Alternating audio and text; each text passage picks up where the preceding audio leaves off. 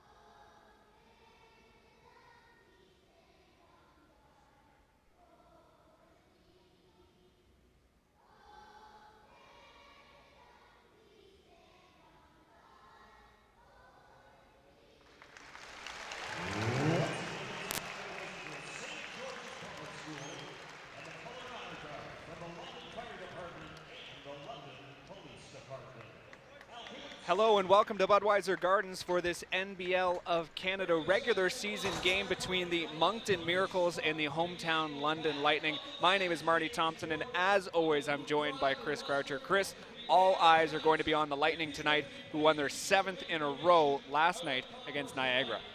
The London Lightning, of course, have been fantastic lately, too. They've won just about every game they could look to win, and they're facing a team from out east, and this is going to be a different look for the London Lightning. They haven't played a team from out east yet this year.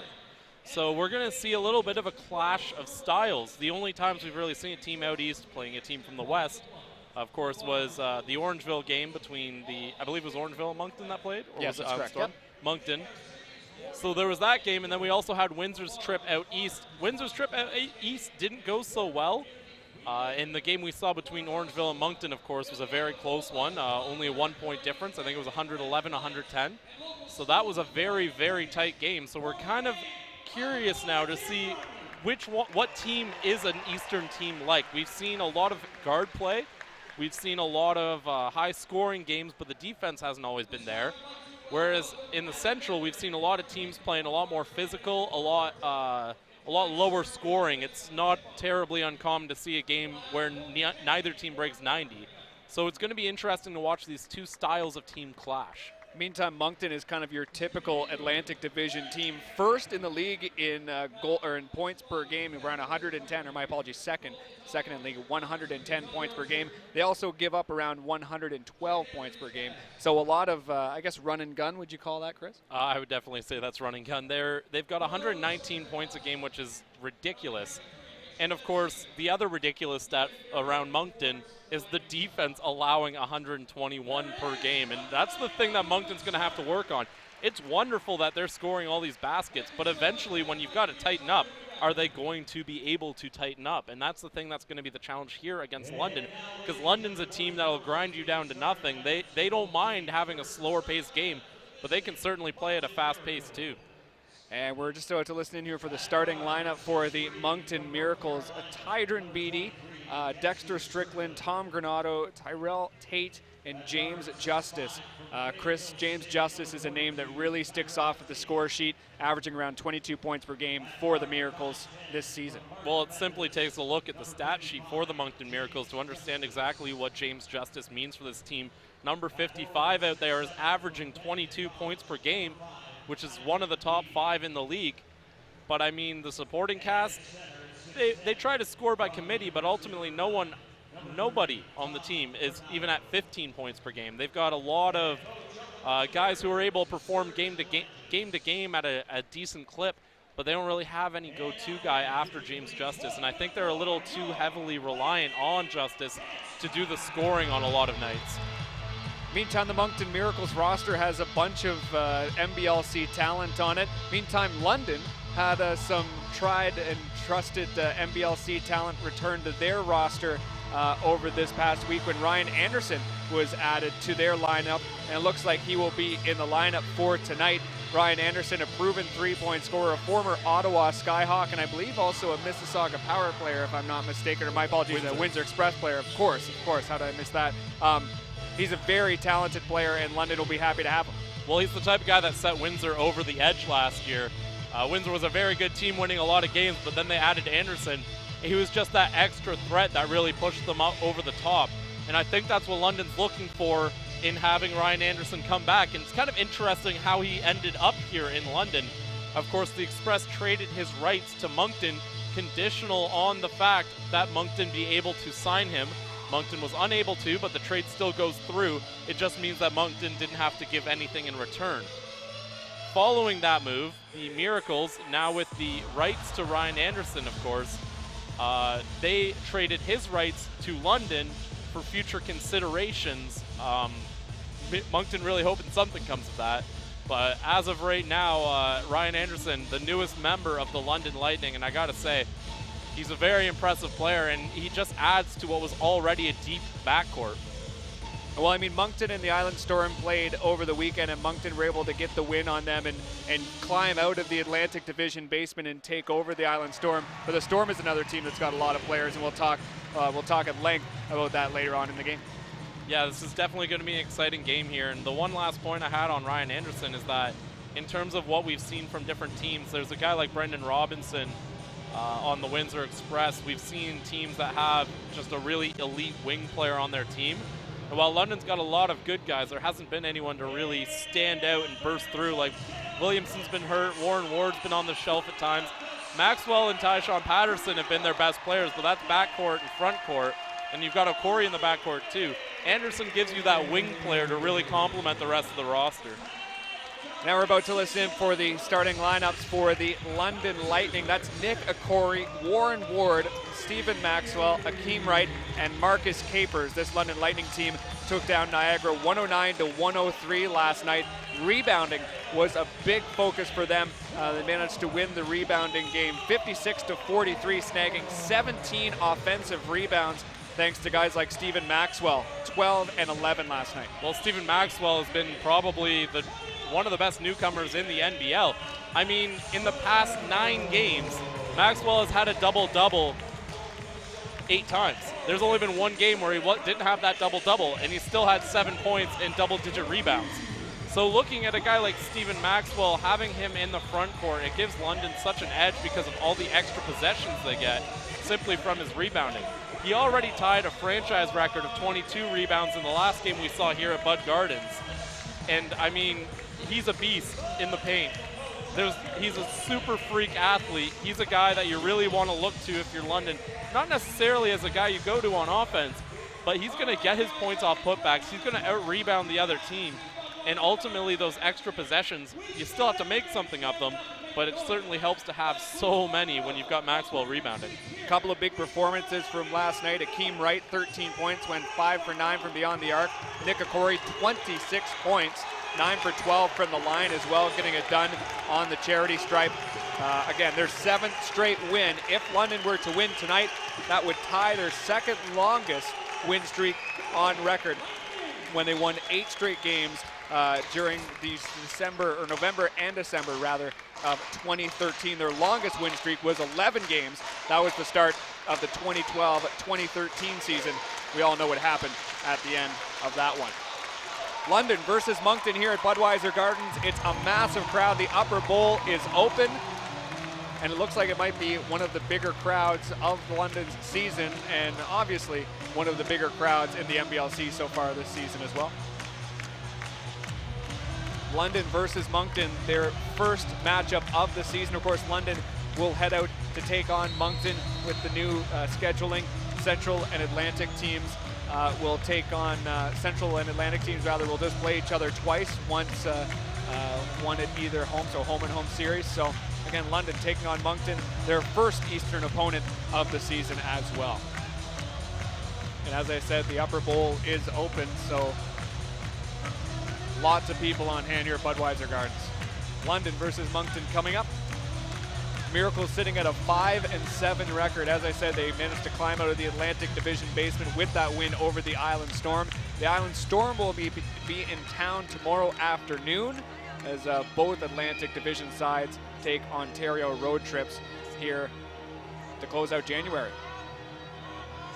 So Moncton will be in the all grays, London will be in their home whites as the fans stay on their feet to start the game, as always, waiting for that first London basket before taking to their seats.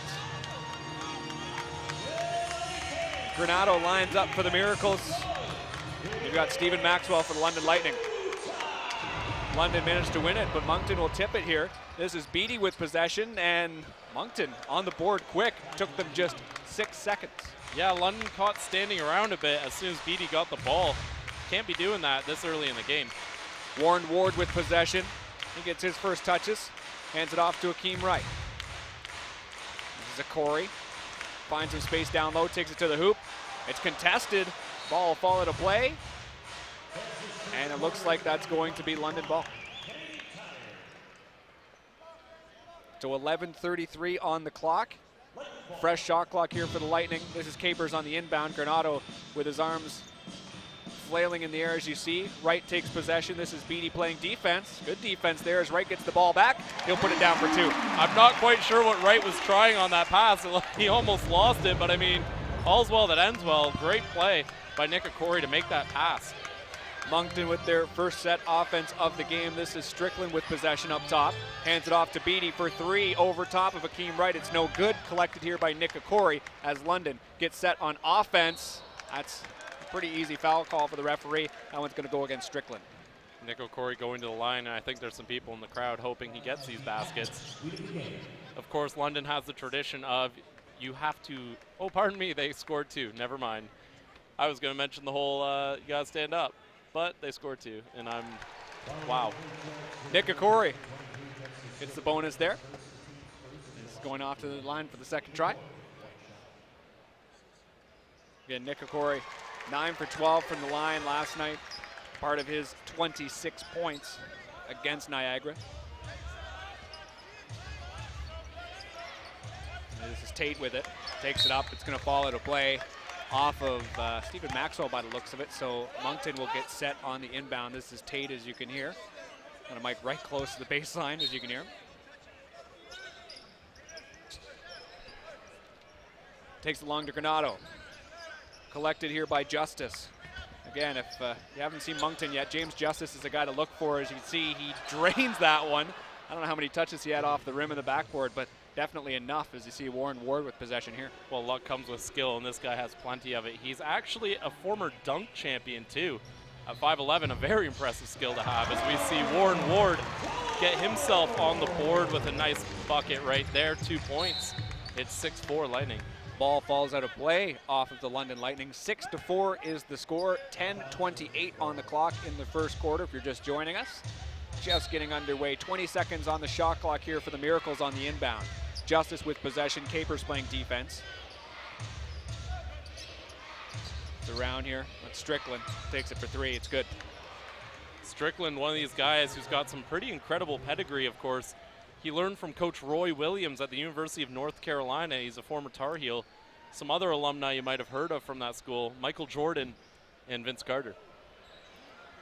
Distance is no good there from Wright. And now it's taken here by Tate. Takes it up. Granado collects on the rebound, and it's good. Granado, of course, a player we're familiar with. He played with the Brampton A's last year. He's a very solid big. He doesn't jump out of the gym. He's not a crazy athlete or anything, but he knows how to do his job the right way. We've seen some good performances out of him, too, because he's got a little bit of range to his game. And for a big guy, he's got some good movement as well. Ward misses that distance shot. Granado actually 6th best in the league in field goal percentage, 55%, which really just, for the most part, will come in and around the hoop, which is huge for a big man. Inbound coming up here from Akeem Wright. Corey will take possession. 9:28 on the clock here in the first quarter. Marty Thompson and Chris Croucher in the booth here at Budweiser Gardens. Taking around there. Corey throws it up. It's no good. Collected at the baseline by the Moncton Miracles. Here comes Strickland. He's got a bit of pace. He'll just post up, take the shot. It's good. Dexter Strickland, of course, nothing fancy there. He just knew when to take that pull-up jumper. Nice shot from the Miracles point guard, or shooting guard, pardon me. 11-6, Miracles with the lead. Capers looks to the dish, gives it off to Warren Ward. Distance due is no good, and London unable to score once again. Moncton moving it down the court. This is Strickland, hands it off to Granado. Lots of space on this near side, and that's Tate for 3. Moncton with a massive lead to make it 14-6 early. London's going to take a timeout here, and I think that's wise. Might need a little GPS because I think they lost themselves here. They are not playing their game at all. We've seen a lot of short two-pointers, or pardon me, not short, mid-range twos. And if there's one thing we've learned, I know not everyone believes in analytics, but I believe in this one fact, and that's that the mid-range two, it's the most inefficient shot in basketball. And London's really thrived on either jamming it down low to Posthumus or Maxwell and just trying to bully their way to the basket, or using the three-pointer to set that up. And we're not really seeing any of either. And I mean, you have an asset like Stephen Maxwell in the post. You can't be afraid to take that three-point shot. I think Moncton's doing a really good job of closing out, though.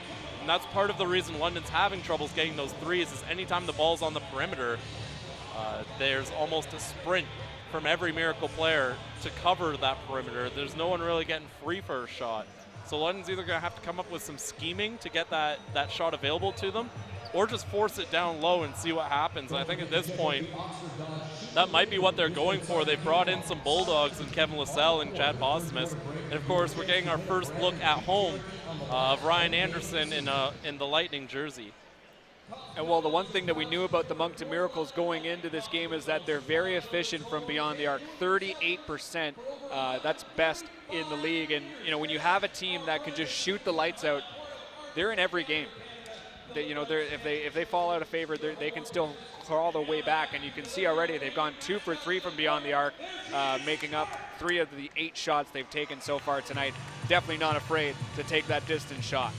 And I mean, a 14-6 lead this early in the game. I like this timeout from Kyle Julius to make sure this doesn't get out of hand early. It gives them plenty of time to try and make some sort of a comeback here. But they need to start playing defensively better. They're just backing in, and they're giving all sorts of ground to the Miracles. So they need to step out a bit more, maybe stand up to their man a little bit. Couple of changes made for the London Lightning as you see Kevin Lassell moving down. Patterson's got possession, and you've got Ryan Anderson down in the corner as well. Posthumus on down low as well as you see Lassell with possession up against Granado. Posthumus trying to grab that ball off of Granado, and Granado will go to the ground with it. And there's a jump ball. And it looks like it's heading London's way. So again, a brand new lineup for the London Lightning. Mustafa Jones out there as well as Kyle Julius. Not afraid to make some changes early in this game. I like the trust in Tyshawn Patterson. He had a rough game against the Niagara River Lions. Only 7 points, the first time he's been held under 15 all season long. He only shot 1 of 8. But I mean, this has been your guy for a long time. You got to have faith in him. Anderson off to Lassell. Now taken here by Patterson. 2 seconds on the shot clock. Patterson gets that 3 off. That was a deep 3, and just like that, he's tied his field goals made from the last game. Good job by Patterson. Granado takes it down low, ups against Posthumus. This is definitely a matchup you want to see as Granado wins that first battle. Granato's one of the rare bigs that actually matches up size-wise to Posthumus, so Posthumus is going to be in a little bit of trouble that we haven't really seen him in before. Anderson takes a contested shot. It's no good. Collected here by James Justice. He looks up court. He's going to take a 3. It's good over Tyshawn Patterson. Well, 19-9. That was just a we're beating you tonight type of shot. He was making a statement with that one. James Justice, a great answer back 3. Patterson takes it up, and it's good for 2. London get back on the board, rather. You know, I would not be mad if this became a Patterson versus Justice game. These are 2 electrifying guards, and to see them both on the same court at once is a treat. Justice takes it. Take the mismatch. Take the mismatch. Lassell playing defense against him. There's Justice for 3. Misses that one. And the ref's going to blow things down. Looks like that's going to be a foul against Beatty. So 7:13 on the clock. Refs have a quick chat to let the table know. So that'll be the Miracles' second foul of the game. London yet to record a foul in this first quarter. I know the Miracles missed that shot, but I really do like what they're doing on offense. They're just making intelligent plays. I mean, when Justice had that matchup against LaSalle, he didn't even need to tell his teammates to clear out. They just kind of knew that he'd want the ISO play. LaSalle with possession, calls Mustafa Jones in. Jones takes it up top. 6 seconds on the shot clock. LaSalle tries to do it himself. And a big defensive play there by the Moncton Miracles and Mr. Beatty. Now here we go, Strickland for distance. It's good.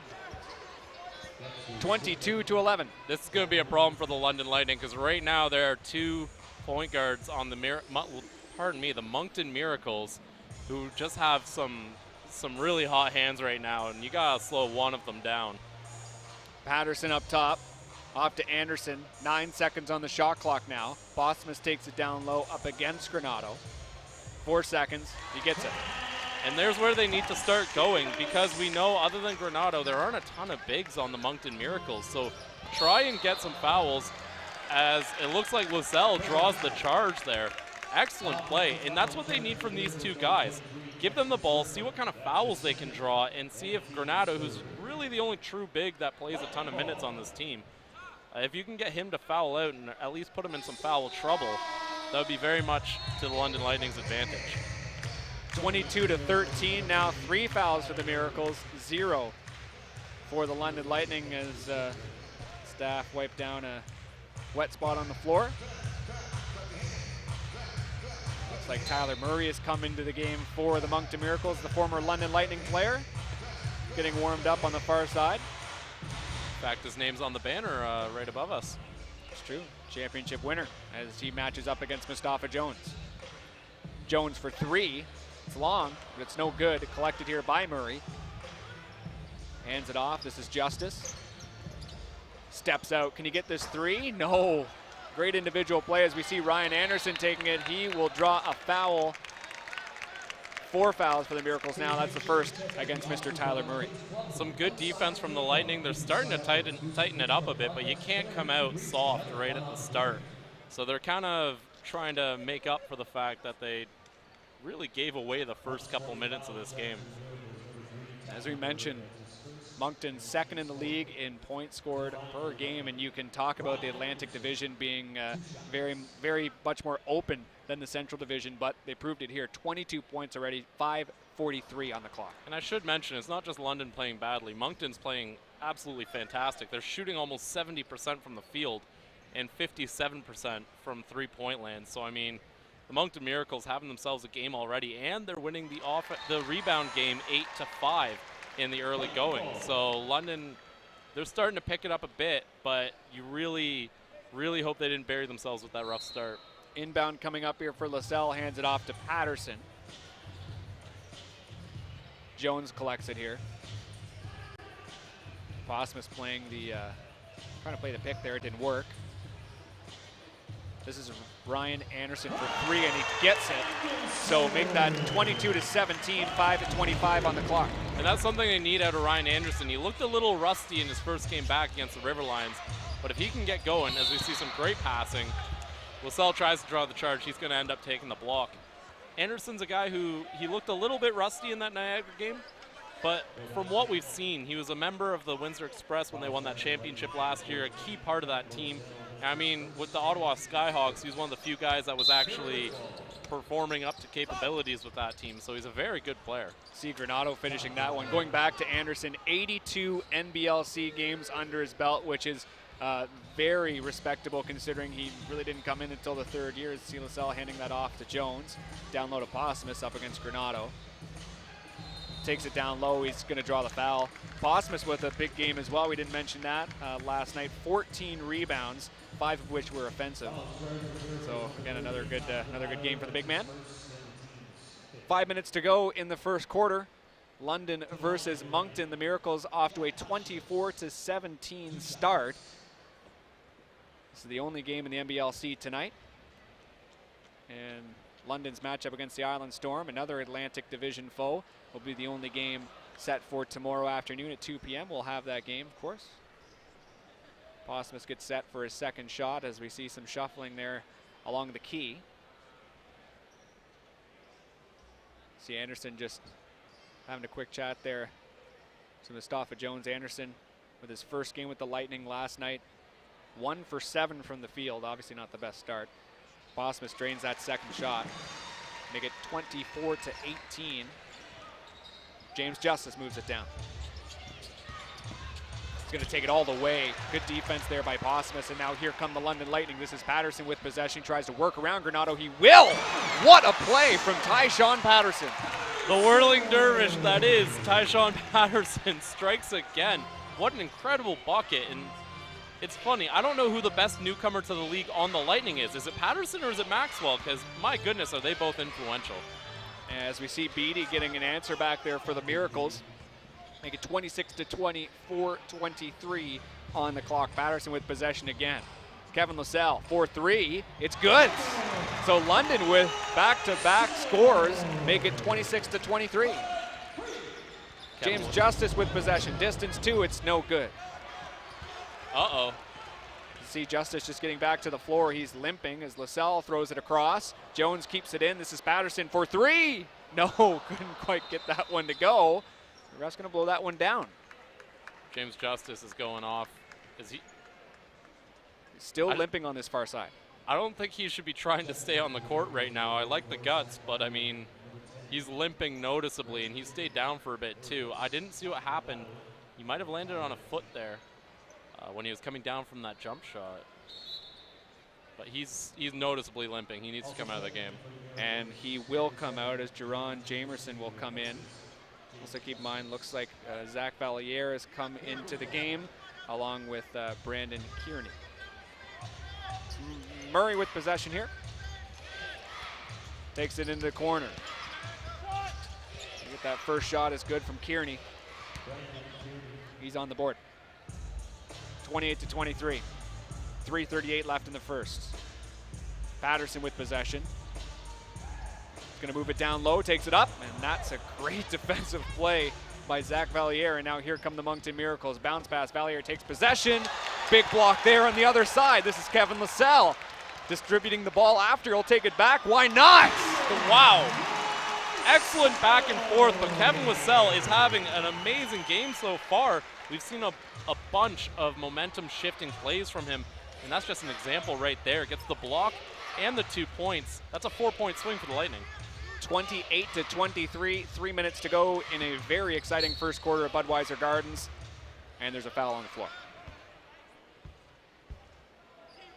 And it's going to go against Mustafa Jones. Looks like Stephen Maxwell is preparing to come back into the game and actually will replace Chad Bosmus. So London loses a bit of height there. 2:58 on the clock. Inbound, Murray takes it. Valliere trying to work around. Beatty takes possession. He's going to slam it. Ball's up. And Beatty's going to take it back and put it back. That's a roundabout way to 2 points. That might be a top 10 bad light of the week right there. Sent that ball into the stratosphere with the missed dunk. I don't think I've seen a ball go that high, because if it would have been at the center, it definitely would have hit the Jumbotron. As you see, a distance shot there from Mustafa Jones makes it 30-28. Yeah, that ball went pretty high. Tyler Murray with possession. Moves around Mustafa Jones, who goes to ground and now kicks it into the corner. Beatty takes it up. Can't get the 2 to go. Collected by Maxwell. Patterson moves it up. 7 points to his name already. Leads his team in that category. Maxwell up top. Takes it down low. Can't get it to go. LaSalle tries to chip it around. Valliere. Looks like it'll fall out of play off of the Moncton Miracles player. Meantime, looks like Kaysen Cheeks is coming into the game. We're told that his shorts didn't quite make the trip from out east, so he's wearing black bottoms for this one. Hey, better black shorts than no shorts. It's true. Hakeem Wright coming into the game to replace Kevin LaSalle. As you mentioned, Kevin LaSalle, 2 assists and a big 3-pointer as well. Inbound coming here as Patterson takes the 3. It's no good, and it's collected here by Murray. Bounce pass. This is Kearney, and ref's going to blow that one down. I gotta say, seeing Cheeks in the black shorts reminds me, of course, of Marvin Phillips. About 2 years ago in the playoffs, was at the free throw line when he noticed his shorts were ripped, so he decided to change them at the free throw line with a teammate, which would have been awkward because I don't know how you do a substitution with your pants, but you know, it was an interesting situation for the Lightning. Murray misses that long two, and the ball will eventually be tipped in. So make that 32-28. Moncton still with the lead here, 1:23 on the clock. Wright hands the ball off. This is Jones. Gives it off to Wright. Thinks about the three, and the ref's going to blow that one down. Looks like it's going to be a foul against the Miracles. With the hashtag #GetStruck, so you can be featured on the Jumbotron as the Atmos tweet of the game. So again, Miracles with 6 fouls to their name. London with just 3. 1:15 on the clock here in the first. Inbound, taken by Patterson. Tries to move around Jamerson. Takes it up, it's good for 2. Tyshawn Patterson having an answer game again. He struggled against Niagara, but tonight he's been nothing but lights out. And the ref's going to call traveling on that play. So London get the stop, and they'll get possession. They're down by just 2 with a minute to go in the first. Roller coaster first quarter for the London Lightning, and they're definitely going to want to get their defense in check. Of course, they are playing the league's top offense, but that's no excuse for allowing over 30 points in one quarter. Maxwell has possession here. Hands it off to Akeem Wright for 3, over top of Cheeks, and it's good. So London get their first lead of the game here, 33-32, as the first quarter gets set to come to an end. This is Kearney. Calls Valier close. Hands the ball off. Moves it over to Murray. And there you go. Kearney gets the ball back, misses the 3. And the ref's going to blow that one down after it came off at the rim. So it looks like it's going to be a foul against Moncton, and London will get the ball with a chance to add to their lead here, 33-26. So that was a foul against Cheeks, and Maxwell will be the man going to the line here for the Lightning. Meantime, the Miracles making a quick change. Ryan Smith coming into the game, didn't play last night in Moncton's 111-110 loss to Orangeville. We talked about it briefly, but definitely a heartbreaker for the Miracles, who that game was tied at 110 each. Late, but then an unfortunate foul call for the Miracles occurred, and Rick Bodiford was able to drain one of the 2 shots from the line to give the Orangeville A's the win. Again, Moncton just coming to Ontario on a 2-game road trip. They will return out east after tonight, and playing Orangeville last night in Orangeville, and now tonight here in London. Murray backs in. 10 seconds on the game clock as we've got Smith with the ball. He misses it. Collected by Maxwell. Oh, he gives it right away. Here's Jamerson. Can he get the ball up? No, he will not, as we see shot clock expiring. The game clock, rather. Ryan Anderson misses the buzzer beater. Just about buried it, though. What a shot. A little bit of a chaotic end to the quarter there, but I mean, it fits considering how chaotic that entire quarter was for the London Lightning. I mean, they started the game off going shot for shot with the Moncton Miracles, and then I don't know what happened there. They just decided to stop playing defense, and the Miracles, of course, the worst team you can possibly do that against, got themselves an early lead. But of course, London was able to make a bit of a comeback there and take the lead back as we head into the second quarter.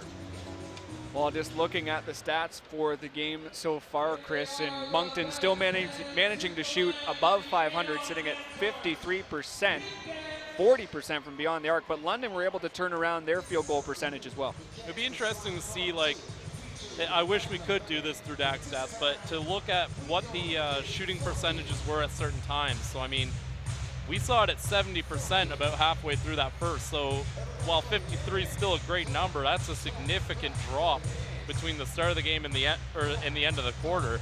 And the same thing goes for the London Lightning. They were shooting miserably to start the game, but they shot so well at the end of that quarter to jump it up to 48. And I mean, London's also gotten to the free throw line a bunch. Miracles haven't even made a trip yet. London Lightning 6 of 8 from the free throw line, and again, the Miracles 0 for 0. Big crowd here at Bud Gardens. Lots of kids on the court for the regular dance. Is it the Cha-Cha Slide? Is that the name of the song? Oh yeah, oh yeah. I didn't expect that reaction. It's a classic, Marty, it's a classic. 35-32. London with the lead here at Budweiser Gardens. Thank you very much for tuning in tonight. We know we got a big crowd watching in Moncton. We were told that they're streaming it at a local bar, so shout out to everyone watching over there, and feel free to leave comments there in the YouTube stream comment section for us as this game continues. Again, London with the lead. Moncton off to a fantastic start here at Budweiser Gardens as they look to close out their 2-game road trip in Ontario with a win.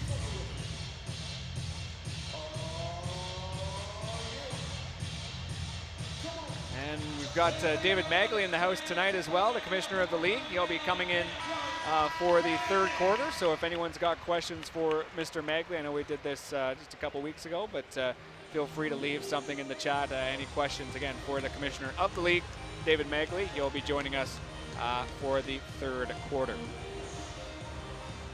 35-32, London with the lead. Tyshawn Patterson leading the game with 9 points. Dexter Strickland leading the Moncton Miracles with 8 points. He's gone 3 for 3 from the field, 2 for 2 from beyond the arc. Perfect in that first quarter. Not even the only one going perfect. Tom Granado also 3 of 3. James Justice with possession. He tosses it off to the corner here. Smith. Justice again. Moves around the pick. Trying to make some space. He'll move it all the way in, and it's tipped in there by Valier. Thing to keep an eye on, Justice, when he came down, looked like he was a little bit hobbled, so I don't think that ankle's 100%. If I'm Tyshawn Patterson, I'm attacking him right now. Jones with possession, 15 seconds on the shot clock, 11:30 on the game clock. Tries to work it down low on the fade. It's no good. Collected here by Maxwell. He got it. I don't like that shot from Jones. He knows better than that. But Stephen Maxwell cleans up for Jones and gets some excellent 2 points. We haven't really seen much of Maxwell considering the kind of games he's been having leading up into tonight. So he's going to need to start putting some points on the board. Smith hands it off to Justice. Valier's down low. Wright playing defense. There's Justice with his speed on that pullback, and he drains that 3. 37 all. He took advantage of the mismatch there. Akeem Wright, not a guy who can keep up with James Justice. And I mean, I've seen James Justice on YouTube, of course, but I hadn't seen him live. I've got to say, his speed is incredible. Ryan Anderson for 3. It's good for the newcomer. Ryan Anderson, one of those guys who's really good at the corner 3, and that's exactly where you want to take your 3-pointer. It's the shortest 3-pointer you can make. And I mean, we saw some teams struggle with the out-of-bounds line over there, but tonight, everyone should be good. Smith with possession. He hands it off to Justice. Now Patterson playing defense against him. They'll find Valier down low. He's going to be fouled. He's going to take a trip to the line. 10:15 on the clock. London with a 3-point lead here at Budweiser Gardens. Again, 40 points so far for the London Lightning in a very high-scoring affair. I don't think anyone's surprised by the high-scoring nature of this game, too. Again, the Miracles, 119 points per game. London really needs to have some of their best defense that they've ever had to keep up with that kind of an offense. See Valier at the line there. Activated on the 14th by the Miracles. A whole lot of time with the team, but obviously very impressive already. Spent some time with the Express to start the year, too. Inbound isn't there. It's collected here by Maxwell. Another former Express man, and Ryan Anderson has possession. 10 minutes to go in this half. Maxwell takes it. Akeem Wright runs into a wall, but he still drains it. There's a lot of I don't know how that worked happening on that play, but I mean, good job for the London Lightning. Akeem Wright, a veteran, just knows how to finish around the rim. Justice. Distance 3 over Patterson. It's no good. Collected here by Maxwell. 9:43 on the clock. Wright is got some space for a three. He'll take it. It's no good. Collected by Justice. Bounce pass on the far side. Here's Kearney. He gets 2. 42-40 now. Maxwell takes it. Oh, big block, but they're going to call goaltending on that. I thought they might not call it there for a second. That was a very clear goaltending as Stephen Maxwell's going to get the 2 points on that one. A little bit of back and forth, and I don't think London wants to get into that game with the Moncton Miracles. The Miracles, a very fast team in London. While they can play fast at times, they're better trying to go against what the other team wants to do. And I mean, Moncton is a team that's known to kind of take people one-on-one, as you see the ball collected there by Jamerson. He's trying to work it down low. Gets it up. It's unlucky not to get that one. Only 10 assists last night in their game against Orangeville. It just kind of shows you, they don't pass the ball around a whole lot. They like to just kind of take you one-on-one. That's Akeem Wright getting it done one-on-one, make it 46-40. I know Akeem Wright can step out and make that three-pointer, but I really like his game when he's playing closer to the rim, as we see an excellent effort there. Again, James Justice begging for a call at this point. 46-40, London with the lead, and they have the ball as well. Nick Corey with possession. Up top, throws it off to Akeem Wright. Corey moves down to the far corner, or near corner rather. Anderson on the far side. The ball will fall out of play off of Kearney. So it'll be London ball with 7 seconds on the shot clock. Meantime, looks like Moncton's making a handful of changes. Granado's coming into the game. I think London might be getting away with one here. It looked like Anderson bounced it off Maxwell's foot, not Kearney's. Tate comes into the game as well. Wright moves it along as the shot clock is set to expire. Moncton get possession. Here's Justice. Another nice bounce pass all the way across to Kearney. Can't get that three to go. It's collected there by Maxwell. Patterson gives it back to Maxwell. Going to take it over Granado. Yes, he will. I see Chad Possumus getting ready to come in this game. I think London's really trying to slow this down to a crawl. They know Moncton not really a team that likes to go below 100 miles an hour, so London's going to try and stifle them a bit with this lack of speed. Granado can't get that one to go, and now here's Marcus Capers with possession. Up top, yes! Maxwell's got it. Excellent play from Stephen Maxwell as he gets up there and makes a top 10 highlight of the week. 7:24 on the clock. James Justice with possession, down low to Granado. Fires it over. This is Tate taking that one up, and it's good. So we'll make it 50-44, 7:09 on the clock. Patterson. Finds some space there for Wright for three, and it's no good. 6:55 on the clock. Kearney with possession. Takes it up top. Granado can't collect, and it's collected here by Wright instead. Now here come the London Lightning. They've got a lead, looking to add to it. This is Patterson taking the ball off the hop. It's no good. And Moncton with a big stop. A little disorganized from London there. Just tried to get a little too fancy on that play. For three, Kearney. Yes, he gets it from the near corner. And there's a timeout by Kyle Julius and the London Lightning. And there's a problem with when the London Lightning get a little too fancy, is that it opens it up for someone to make a three-pointer back on the other end. And that's exactly what happened. And now London, instead of being able to enjoy a 6-point lead, now only up 3. James Justice and Stephen Maxwell tied with 10 points apiece. Justice leading the Moncton Miracles in rebounding and assists as well. 4 rebounds and 4 assists. And considering he's doing that on what looks like a bit of a gimpy ankle, that's incredibly impressive from the 5'11" James Justice. He really is the engine that drives this team. But I think the thing that's most impressive to me is we mentioned that there isn't really a lot of bigs on the Moncton Miracles. However, 24 of their points have been in the paint. They're actually beating the Lightning in that department, who only have 16. Where the Miracles might run into some problems, though, is the depth of the Lightning as this game goes on. Are the Miracles going to get a little tired because they have to play that fast pace? but London's bench has been really rotating, and they're going to have the fresher legs at the end of the game. They already have 27 points off of their bench. That's an impressive number considering they've only got 50 in the game.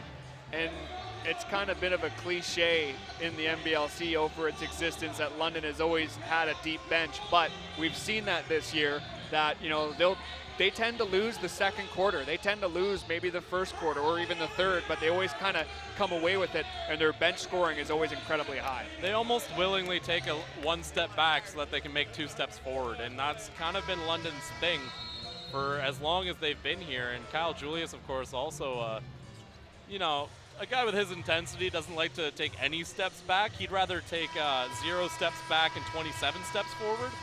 But I mean, he understands the pacing of the game and the fact that you got to slow it down a bit and, you know, maybe give up some points here and there, slow the game down to a crawl, and then play your game the rest of the way. 50-47. London already to the half century, 6:23 on the clock in the second quarter. Corey with possession. Of course, we'll have Jake Beckett on at halftime, the man behind the top 10 plays of the week for NBLC Net. He'll be stopping by for a bit of a halftime segment. As we see LaSalle with possession, he'll lose it, gives it off to Ward. London maintain as we see Corey trying to throw up that three. He's going to airball it. A little less successful than his one against Orangeville, but of course London having some troubles. I understand what they're trying to do, slowing it down. I think they're doing the right thing, but you still got to make those shots. 5:59 on the clock. And as we mentioned before, Commissioner David Magley coming on in the third quarter, so feel free to leave any questions for us, for him. Justice takes it up. He's going to get that one to go as it takes off the rim a bit. I think Lozelle might have knocked that in a bit. Corey with possession, 5:37 on the clock. Ushers Bosmus to go down low. He'll just take the ball instead. He'll take it up. No good. Collected here by Corey. Double teamed. LaSalle. Back to Corey on the near side. Now Bosmus in the post up against Granado. Look at all the help defense coming over there. He was triple teamed. And the ref's going to blow that one down as that's a 3-second violation against Chad Bosmus. Inbound coming up here for the Miracles. James Justice with possession. Beatty moving down low. Fires it across. This is Kearney. Bounce pass, Granado, distance 2. It's good. When the Miracles are clicking, they just have defenses having no idea which way they're supposed to be going. I mean, we saw a lot of troubles from Chad Posthumus there trying to track anyone really to defend. Ward down low to Capers. Posthumus up top. Bit of an unusual spot for him. He's going to try to work down low, except he coughed the ball up. And now here comes James Justice. Big slam as he moves underneath Nick Corey's block attempt. Excellent pass by pardon me, not pass, steal by James Justice. The pass was a little lackluster. London's been taking some really risky passes in this quarter, and it was only a matter of time before it bit them in the rear. Another interception there. That one was LaSalle, and that will be LaSalle who put that foul in, so make it 1 foul for London Lightning. That's just their first of this quarter. Part of slowing down the game is making sure that you pass it efficiently and making sure that you don't take anything too risky. I think London needs to just sort of relax a bit. I think they came into this game maybe thinking they would win by more than being down 3 at around the half. So I think London's just got to relax, play their game here. 4:18 on the clock. Strickland with possession. Hand it off here. Beatty down low. Makes the move. Can't get that 2 to go. Big stuff there from Beatty. Ward with possession. Hands it off to Corey. Under 4 minutes to go in the half. LaSalle tries to make a pass. It'll fall out of play. 12 seconds on the shot clock. Looks like London will keep possession as Ryan Anderson comes into the game. Again, we saw on that pass, LaSalle a little too fancy. They're taking these high-risk plays, and I mean, they were winning at one point when they started doing this. They don't need to really be going as crazy as they are with some of their passes. They just need to play smart, play solid, and just get back to the fundamentals here. 3:48, Strickland. The ball off on the far side. This is Justice with it. He'll hand it off to Granado. 1-2, and it's in. 55-50. Akori to Ward. And that's another errant pass. It's tipped at least 13 seconds on the shot clock coming up here as it was tipped out off of Moncton. Mustafa Jones has come into the game and Akeem Wright to replace Kevin Lascelles and Warren Ward. Wright fires it off. Anderson can't get that three to go as we see Beatty collecting it. Strickland back to Justice. Granado down low, Strickland in motion, swinging around to the far side. Justice still with possession, hands it off to Beatty, takes it down low, it's tipped by Maxwell, and that'll fall out of play. So 8 seconds on the shot clock, 3 minutes on the game clock for the Miracles. It's kind of funny. We thought with this game coming to a slower pace that might benefit London, but Miracles have been the ones thriving on it. I mean, their shooting numbers are still outstanding. They're shooting 57% from the floor, 42% from three-point land. I mean, I don't think London's playing the best defense, but still, that's that's a lot of baskets that you can't really help there. And lots of individual skill this game as well. I mean, we saw that from Justice through the first quarter and now moving into the second quarter, but players like Stephen Maxwell, Tyshawn Patterson making some fantastic individual plays on the London side as well. I think Dexter Strickland has been a little quiet in this quarter, though. He's still shooting perfect on the game so far, so Moncton might want to think about drawing up a couple plays for him. I mean, they're up 5, so it's not like they have to, but Dexter Strickland, again, great pedigree, and a guy who's been performing for most of the year. Great atmosphere here at Budweiser Gardens again. And the upper bowl open. Lots of fans in attendance. Lafarge opening up the upper bowl, local company. They get the money for that. 3:03 on the clock. Okay, the Miracles 5-7. Lost to Orangeville last night, heartbreaker, 111-110. London looking for their 8th win in a row. They got their 7th win in succession last night against the Niagara River Lions, 109-103. The Lightning will host the Island Storm tomorrow. Moncton get a bit of time off. Won't have to play till Thursday. So you see Tate just collecting that one before it crosses half. And Moncton will forget about the shot clock for a moment. 24-second violation, 2:54 on the clock. That was a weird one. They certainly acted as if they had a full 24 to work with there. I'm not sure where the heads were at on that one. Especially coming out of a timeout as well. Akori with possession up top. Ryan Anderson in this near corner. Akori's going to take it all the way to the hoop instead. He'll be fouled. It's going to go to the line. 55-50. You see Wright has taken that shot for fun. So the foul is going to go against Beatty, his 2nd of the game. Awfully disciplined game so far. Not really a lot of fouls at all from either team. 7 for the Miracles and just 4 for the London Lightning. You see Akori at the line. I've gone 3 for 3 from the line tonight. They get 4 for 4. 2:40. Strickland with possession. Beatty moving in front of him. Granado's in front of him as well. He'll take the ball. Trying to back in. Fires it across. This is for 3. It's no good from Tate. It's collected here by Wright, and now here come the London Lightning. Akori slows up, grabs possession. He'll take it to the hoop. Excellent play from Nick Akori, and I mean, we've seen this guy do it so many times. He's had a bit of a quiet night, but he's really starting to step up now. Granado takes the rebound there. He tries to throw it up. He'll be fouled. Looks like that might go against Akeem Wright. It was hard to tell exactly which London Lightning player that was. It's going to go against Mustafa Jones. 2:12 on the clock. So you mentioned we'll have Jake Beckett in at half. NBLC, trying to think of a word. I'm just going to stick with expert.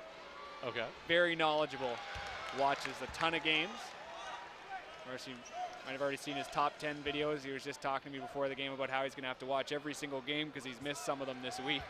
He's just going to have to watch back and comb through and find the best plays. He also mentioned he hates it when color commentators say it's a top 10 play, so I've made sure to do that at least twice tonight. Yep, I've been keeping track. I've got 2 written down here. Anderson with possession, moving around Granado. Finds Akeem Wright, bit of space in the corner. That's a Corey.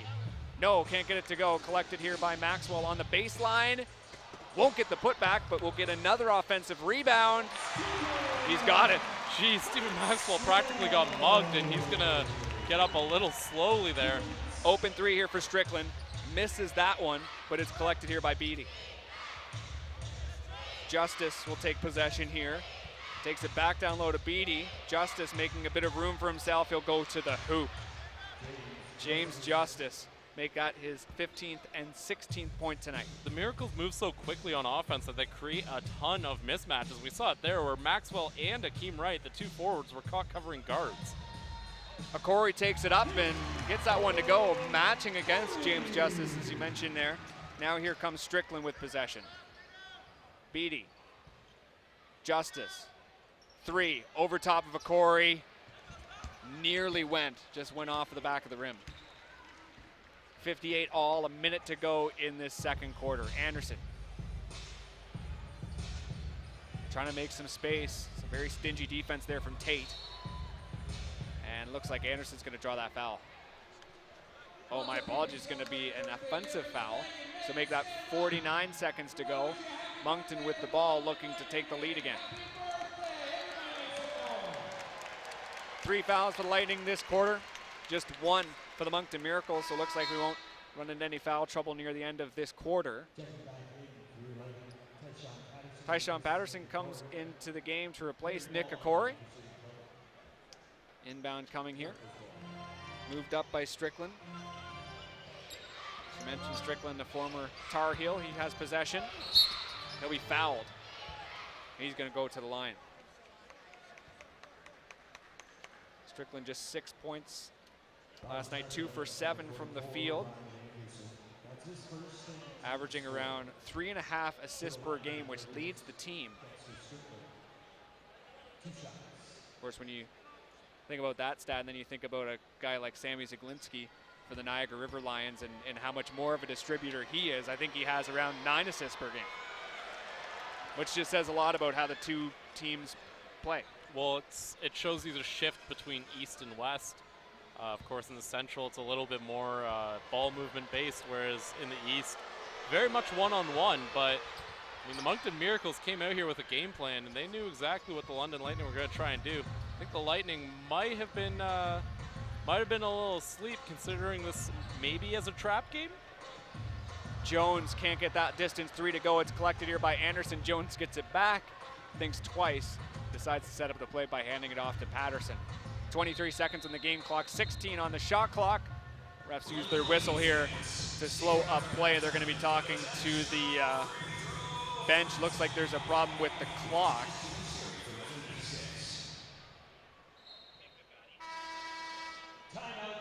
And there's going to be a timeout by the Moncton Miracle. So 22 seconds to go in this second quarter, 59-58.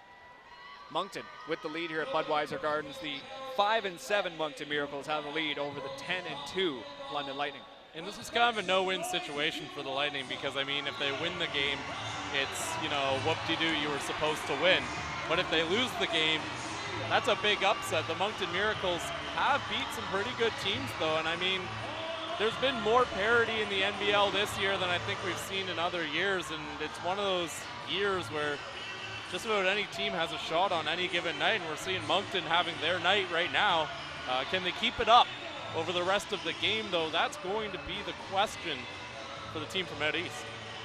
Shooting 53% from the field. You got to be happy with that. As we mentioned earlier on in the broadcast, Moncton with a high-flying offense, second in the league, averaging around 110 points per game. And again,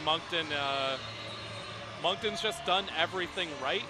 They haven't done anything crazy. They're just making sure everything goes right. And if you're going to pull off the upset, they've got everything breaking right for them right now. So, I mean, this is going perfectly if you're a Moncton Miracles fan. Shooting 35% from beyond the arc, which obviously has went down from how they started this one, but also managing to get 32 points in the paint, managing to do that, managing to perform well everywhere around the court. The one concern is that Moncton's defense that they've been working on. I know that they start 32 points in those first 3 games, and they've been working to tighten it up, but still, they give up on average of around 120 points per game. Started the season giving up 129. I think Akeem right on the inbound. Anderson's in motion on this near side. They'll give it up top to Patterson. 20 seconds on the game clock, 13 now on the shot clock. Patterson looking for a bit of movement. Hands it off to Jones. He'll take possession back. There's lots of space on this near side. Who's going to move into it? Looks like that's going to be Mustafa Jones. That's going to be a foul against Tyler Murray. So 9:03 on the clock, 3 seconds on the shot clock here. So the inbound coming up from the London Lightning. Wright getting set.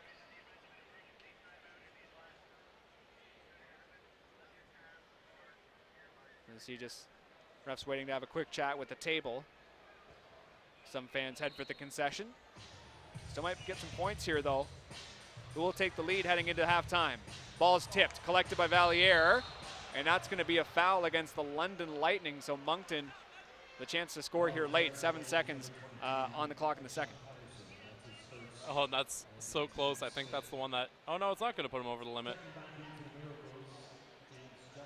So James Justice comes in. That's now 5 fouls for the Miracles, or Lightning rather, 2 for the Miracles. So 7 seconds. Inbound coming up here for Beatty. Collected here by James Justice. He can toss down a 3. Instead, he'll take it up for 2. It's too easy for Mr. James Justice, who ends this half with 18 points. His Moncton Miracles up 61-58. Moncton with the lead here at Budweiser Gardens. I'm joined now by Mr. Jake Beckett. Jake, how are you doing tonight? Good, thanks. Thanks for having me back on. Yeah, second time. Let's talk a bit about this game first. London with a bit of a slow start. Walk us through that. I mean, even from the eyes of Kyle Julius, definitely not happy with how that first half went. Both teams are actually on a second night of a back-to-back. London actually plays tomorrow. Moncton's not playing like it. London looks a little, not dry, but their legs are just not under them tonight. Just the start, but they picked it up back again. The game is close. Moncton's got the lead, but it was a very back-and-forth game. But London just didn't start the game, especially their starters. Their starters until Nickel Corey turned it on at the end of the second half. Their starters just aren't doing it tonight. And it was quite a fast-paced first half. We talked about it a bit there during the broadcast, just talking a bit about how London's got a deep bench. And considering how fast-paced that one was, that first half was, you really got to look to Moncton to see if they'll be able to keep up. Exactly. London's bench, especially with Tyshawn Patterson coming off the bench, brilliant move by Coach Julius. One of the league's leading scorers happens to be a 6th man, Tyshawn Patterson. So luckily for Moncton, hasn't played a whole lot tonight. He's got 9 points right now. He's doing his part, but if he catches on, Moncton's got to be able to answer that. Jake, your thoughts on James Justice? There is no answer for James Justice tonight. He's leading his team, points, rebounds, and assists. He's 18 points, 5 assists, and 4 rebounds. He's doing it all for Moncton right now, and that's the reason they're leading 61-58 at the half. We talked in detail about the East versus West, maybe the aesthetics of both divisions, the Atlantic and the Central. I want to get your take on it. How do you think these two teams are matching up? We knew what the Atlantic teams were going to do, especially with Moncton. Very run and gun, like to take on guys one-on-one. Your thoughts on how they've been matching up so far? They've been matching up well. Moncton's a big team that runs, though. Their bigs, Tom Granado, Hall, they're running their big, the London bigs. London's actually has to answer with small. They're playing Stephen Maxwell and Akeem Wright most of the big minutes. We haven't seen Washington yet. Posthumous has only played a little bit. He's done well, but it's a small game, and they're running a gunning against London. Absolutely, and I guess your final thoughts on this Moncton Miracles team, 5-7, but they're playing a lot better than that, and they've proven that. I mean, if you watch those games against like the Island Storm, they've played really well. Well, they are 5-7, but in their last 7 games, they've won 5 of those. So they're on the upswing after that rough start. We mentioned before that they're second in the league in scoring by a sheer hair of a point differential from St. John's. So this team, they're going to surprise some teams by the end of the season, and then they have a chance to win this game. And the East right now is beating the West in all their matchups.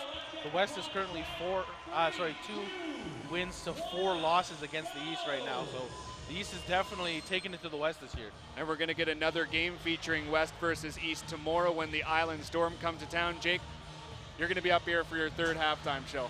Sounds good. Thank you. Absolute pleasure. All right, we're going to take a quick break. Again, if you have any questions for Commissioner David Megley, please leave them in the YouTube chat. We're going to come back for the 3rd quarter in around 10 minutes. Again, the score, Miracles 61, London 58.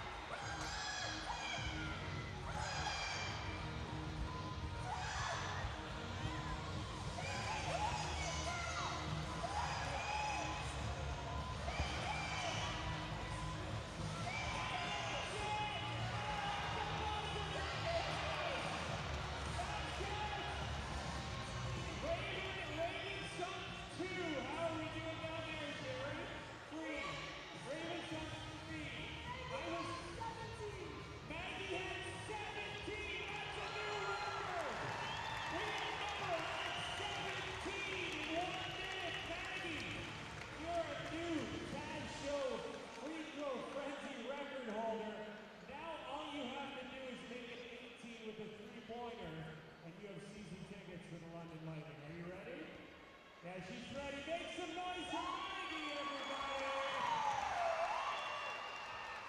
17.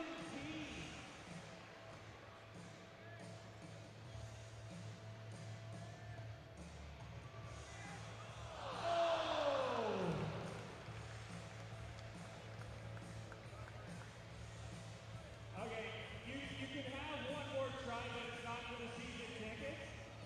It's not for the season tickets because it's the rules. But I just want to see if you'll sink it. I just want to see. Think she'll get it?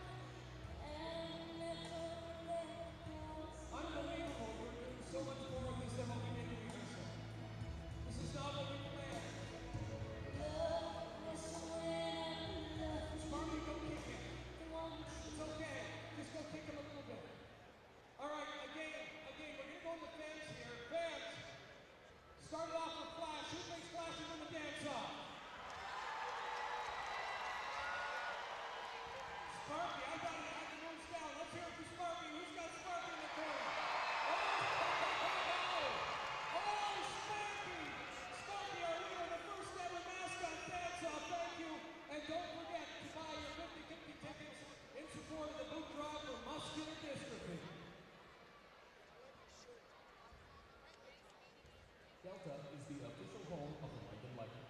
Delta is conveniently located in the heart of London's downtown, minutes from all our business and leisure needs. Delta ensures an enjoyable experience each time you stay with us. Back in Motion is proud to be the official prayer and rehab facility for the London Lightning professional basketball team. Whether you are suffering from a workplace, automobile, or sports injury, our team of registered professionals can get you back in action. Call us today at 519-668-8855 and get back in motion. Canadian Linen and Uniform Service. With everything from uniforms to linen to floor mats and more, with your one-stop shop for all your textile needs. Whether you're a small operation or a large corporation, we have a service for you. With locations from coast to coast, including right here in London. We have the strength of a national company with convenience of a local supplier. Call today and one of our professionals will be happy to provide a no-obligation quote. 519-686-5000. Canadian Linen and Uniform Service. People you can count on.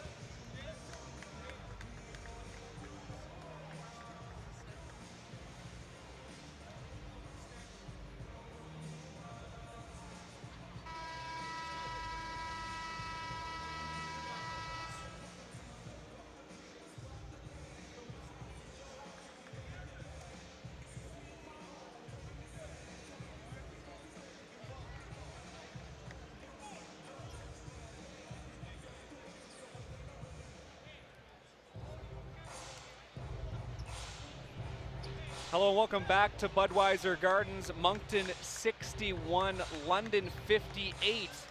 The Miracles with the lead here again in Budweiser Gardens as part of their 2-game road trip in Ontario. Marty Thompson and Commissioner David Magley up in the booth here as a special color commentator for the third quarter. David, welcome. Welcome. It's exciting to be here. I'm enjoying a great game so far. My goodness. I know. We'll have lots to talk about here moving through the third quarter as we see Nick Okori with possession. Hands it off to Wright up top. Going to move it down. Bounce pass. Maxwell with a nice play at the hoop. And now here come the Moncton Miracles. David, we've been talking a lot about the difference between how Atlantic Division teams play. They play like that as you see Granado finishing it there for 2. How Atlantic Division teams play and how Central Division teams play. And obviously you've seen a ton of NBLC basketball this year. Talk a bit about that contrast, because it's very interesting how, one part of the league can play almost a completely different style. You see Warren Ward with a fantastic 3. Yeah, especially like Lightning. Kyle is a coach, and he really wants to run a lot of his sets and go through stuff, whereas the East Coast tends to be a little more free-flowing. A little pick and roll, throw it out. Nice rebound by Beatty over to Tate. And these guys, it's almost like the more free it is with Moncton, the better it is, because James Justice is incredible, and he's better when he's just doing his work. He's a heck of a one-on-one player. And that's what makes it so interesting. 18 points for Justice already as we see Strickland handing it off here. 5 seconds on the shot clock. Tate's going to get it off in time, but it's going to fall down and collected here by the Lightning. Handed off to Marcus Capers as the Lightning gets things started. Capers moves it down low. Gorgeous play. Makes the score 65-63. London with the lead here. 10:22 on the clock here as we see Kyle Julius jumping up and down. We're going to talk to Joe Salerno tomorrow. He's going to come to town, the Island Storm head coach, but he recently, last night, surpassed Michael Ray Richardson as the most winningest coach in the NBLC. And Joe's obviously a very good guy. He's stuck around the league for 5 years, which not very many people can say. But what's your experience with Joe, if you wanted to talk a bit about him? He's a very smart young man that is extremely dedicated and committed to his craft. And he's a blessed guy because he works for an owner that has a lot of grace.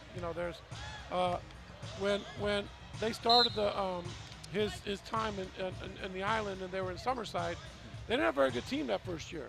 And Duncan Shaw saw just how good he could be and stayed the course with him. And the next 2 years they got to the finals. And last year they were one of the better teams in the league again. And this year they started slow, but Duncan doesn't panic on his coach, and he gives him confidence that he can go do what he's going to do. And consequently, you see a guy like Joe that's very young and talented young man is going to be successful. Akeem Wright with that toss up there. He's going to take a trip to the line. So 67-65. Again, shout out to all the fans watching in Moncton. Who are watching, a lot of them, at the St. Louis Bar and Grill. Yeah, which my is friend awesome. Keith McIntosh's place, where I eat almost every day. I'm like Norm for Cheers in that place. I walk in, they all recognize me. And I got to tell you, I spent a lot of time in Moncton. They've got the Miracle Nation and their fan club, their booster club, and they just really support their team. And this year they've got a nice product on the floor. We've got new ownership coming in, and that's going to be a heck of a franchise in the months and years to come. I'm really excited about what's going on in Moncton right now. Granado with a great play at the net, make it 67-all. Let's talk about the Moncton ownership situation.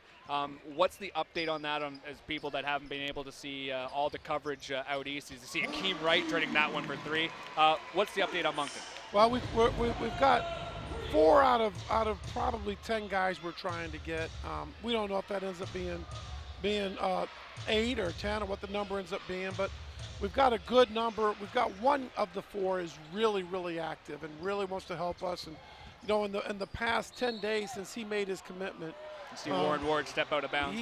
He's personally probably found $20,000 of sponsorship or season tickets for either this year or next already. Just because people ask a local guy, I hear you're involved with the Miracles, and he says, yes, I'm one of the owners. How can I help you? Having that Vito Fergia type of a local guy, local presence, makes a really big difference, and that's what's exciting. When we put Steve Truman alongside of Norval, McConnell, our guys managing that franchise and Brennan Bellamar, those three guys have given us a low presence that we've not had for a long time. And so that helped us attract good ownership. And, collectively, I'm really excited about where they're going. The dream is for everybody to grow up and be like their big brother, the London Lightning one day. And the reason why I say that is, I'm sitting up here in between the second and third level and looking at all these amazing fans that are supporting their team, and you got to think this sport has a chance to really be big in this country. I don't know the number, but it looks there'll be over 7,000 people here today. And for the guys from London, Moncton, they went from the smallest venue in Orangeville last night to the largest crowd they're going to see all year, and that's just a great experience because both were good. 500 people in Orangeville's gym makes for a great atmosphere, and so does 7,000 in this one. Nick Okori, contested three. Looked a lot similar to that contested three he had against Orangeville, as you see. Trying the answer back three is no good there from Strickland. Public ownership, it's pretty more popular now, as you see Granado on the collect here. There comes James Justice, and that's going to be falling out of play. Looks like there's going to be a foul as well. Public ownership, not necessarily even the city, but a model like the Green Bay Packers, for example, where the fans will buy a team or something. It's very popular in European soccer. I had someone ask me about that a couple days ago about this league. With a situation like the Moncton Miracles or something where you have a giant fan base, and you see it a bit like with St. John as well. Do you see a future in that as a commissioner in professional sports in general? Absolutely. Right now it's more of a complementary to the main guy locally. Right. But the more local people you get involved that take ownership, meaning not just ownership in the fact that they put money in, but ownership in that they personally are invested in the franchise, it helps. Our Halifax Hurricanes team has 25 local owners. And their collective net worth is significant, but their collective net impact in their community is even more. And that model is working well for them. In Moncton, probably 8 to 10 is the right number. It just depends. Each market's a little bit different. So, all of it is pretty good. A nice rebound, nice defense by Granado, and they're off and running. Tate from the corner. So close there as you see Strickland collecting that one. Hands it off to Justice. He'll be fouled. He's going to take a trip to the line. Let's talk a bit about James Justice. I mean, what a fantastic player he's been. 22 points per game, but his impact is just so much more than that. Well, every team needs to have a guy that you can go to. Your offense gets stagnant, and you got to create something. James needs very little help. He doesn't need a pick and roll. He almost needs you just to get the heck out of his way and let him do his thing. And that really has helped the Miracles, get going in some games where they're behind and keep a lead. And he's provided that spark that really helps them a lot. And you've got a few guys there with the London team. Tyshawn Patterson and Nick Okori at guard. At any given time when they're stagnant, those two guys they're generators, and they can create something really quick. And it's impressive how these guys work off each other. Here comes Nick Okori for the London Lightning. 73-72. London with the lead. 7:30 left in this third quarter. Commissioner Magley in the booth with me here. As you see Okori draining that three from distance.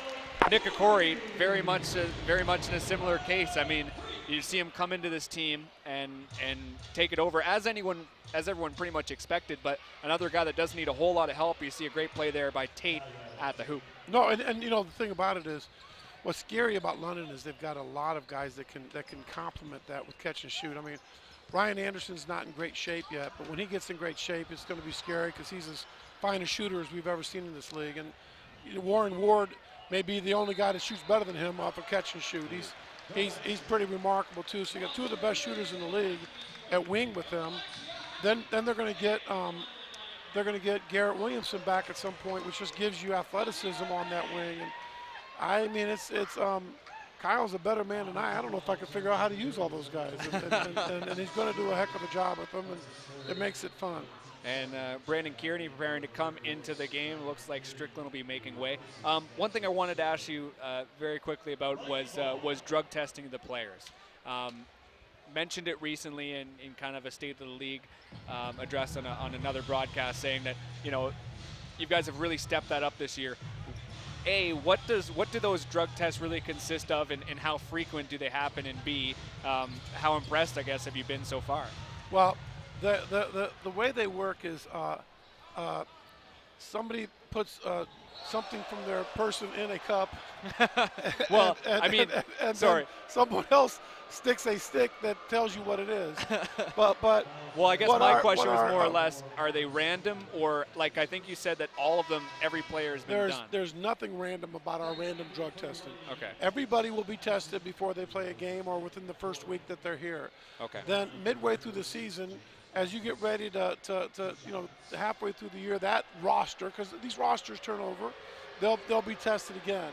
And then probably within the last month before the playoffs, everybody's playoff roster will be set. Then they'll do it again. And then the whole purpose is just to say, we owe it to our fans, we owe it to the kids in school, we owe it to everybody to say we're a clean league. And I'm honored to announce that year to date we haven't had one person fail yet. So it's been a really good process for us, and it should be comforting for our fans that we're doing what we said we would do. Patterson hands it off. It's moved along as you see Maxwell finishing it at the hoop, make it 78-76 as these teams go tit for tat here, moving forward halfway through the third quarter now. So we've got Kearney with possession, Maxwell playing defense. Right now you're watching Coach Surge is using Brandon Carney at 6'6", 6'7" as his point guard. James Justice for three on the far side. It's no good, and now here come the London Lightning. Maxwell takes it up over. Foul call. Ball gets bounced around. Granado collects, and we got some more running gun stuff here coming up. The finish at the hoop is good from Mr. Tyrell Tate. Tyrell's he's born in Calgary, raised in the U.S. in Raleigh, North Carolina. Three's no good there from Tyshawn Patterson. And now here comes James Justice again. Oh, gorgeous pass and a massive slam there from Beatty. And rightfully so. There's going to be a timeout here, likely by Kyle Julius, I'm assuming. So 5:18 on the clock, 78 all. Moncton performing very well against a London Lightning team that has won 7 games in a row. David, I know the one thing that people always talked about this league early on, and especially during that second season, was how London had such a good team that year, and how, it seemed like watching these games here, I believe they went 33-7 that year. They looked unstoppable, and having one team that's above everyone else, people were really concerned about how that was going to affect the league as a whole. Parity is something that we're starting to see a lot more of, especially this year. I guess your thoughts about moving that forward. Are we going to see a London Lightning team like we did in that first and second year where they just completely dominate, or do you think that that's kind of over and everyone's caught up to each other? Well, I don't know if that record will be broken. I mean, it could be, or could be matched. It won't be matched through domination of score. By that I mean, when you look at the 7-game winning streak, how many of those games were won by 1, 2, or 3 points? That's where the parity comes from. Even if the records get a little gaudy, it's not going to be easy. There really isn't any easy outs in this league this year.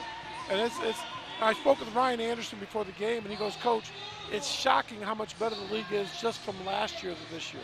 It's faster, it's more athletic.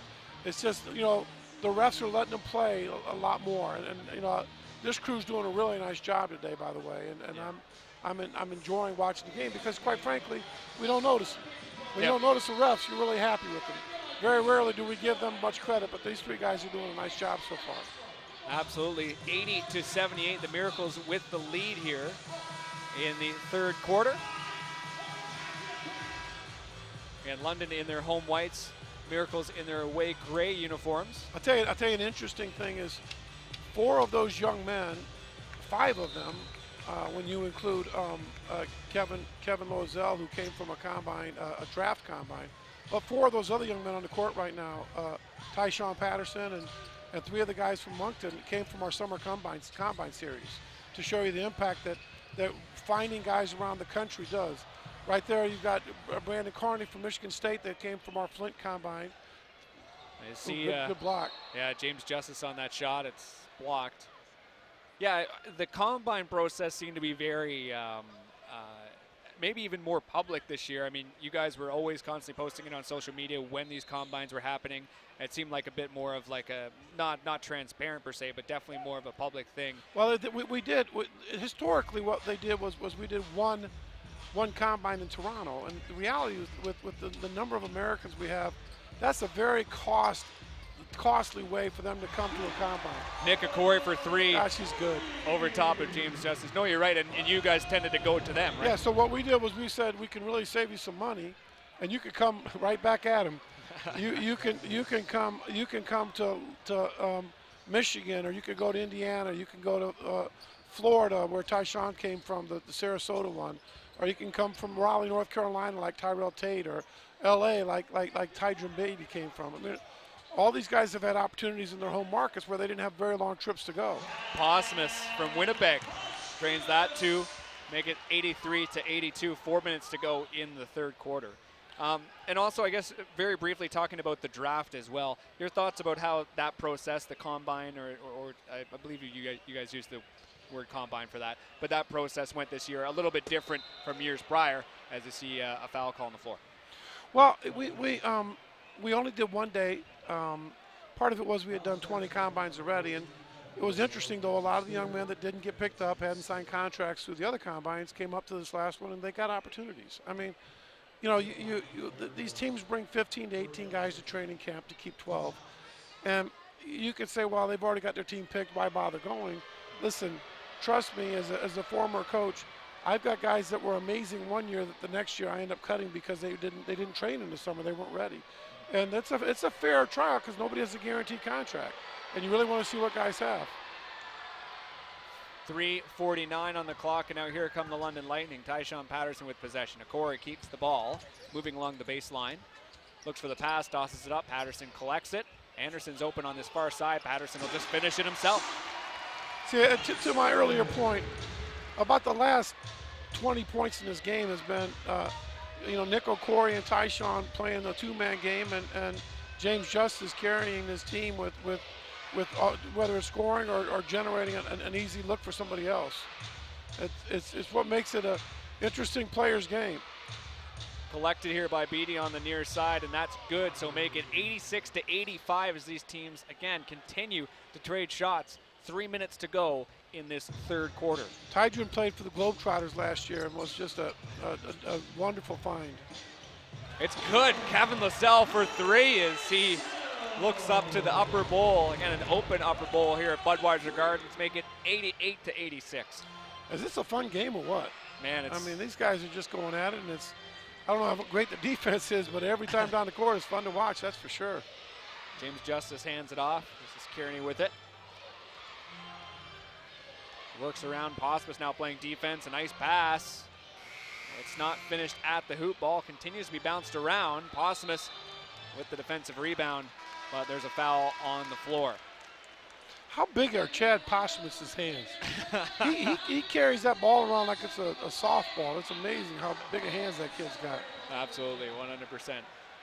As we see a couple changes here for the Moncton Miracles. Tyler Murray entered the game as well.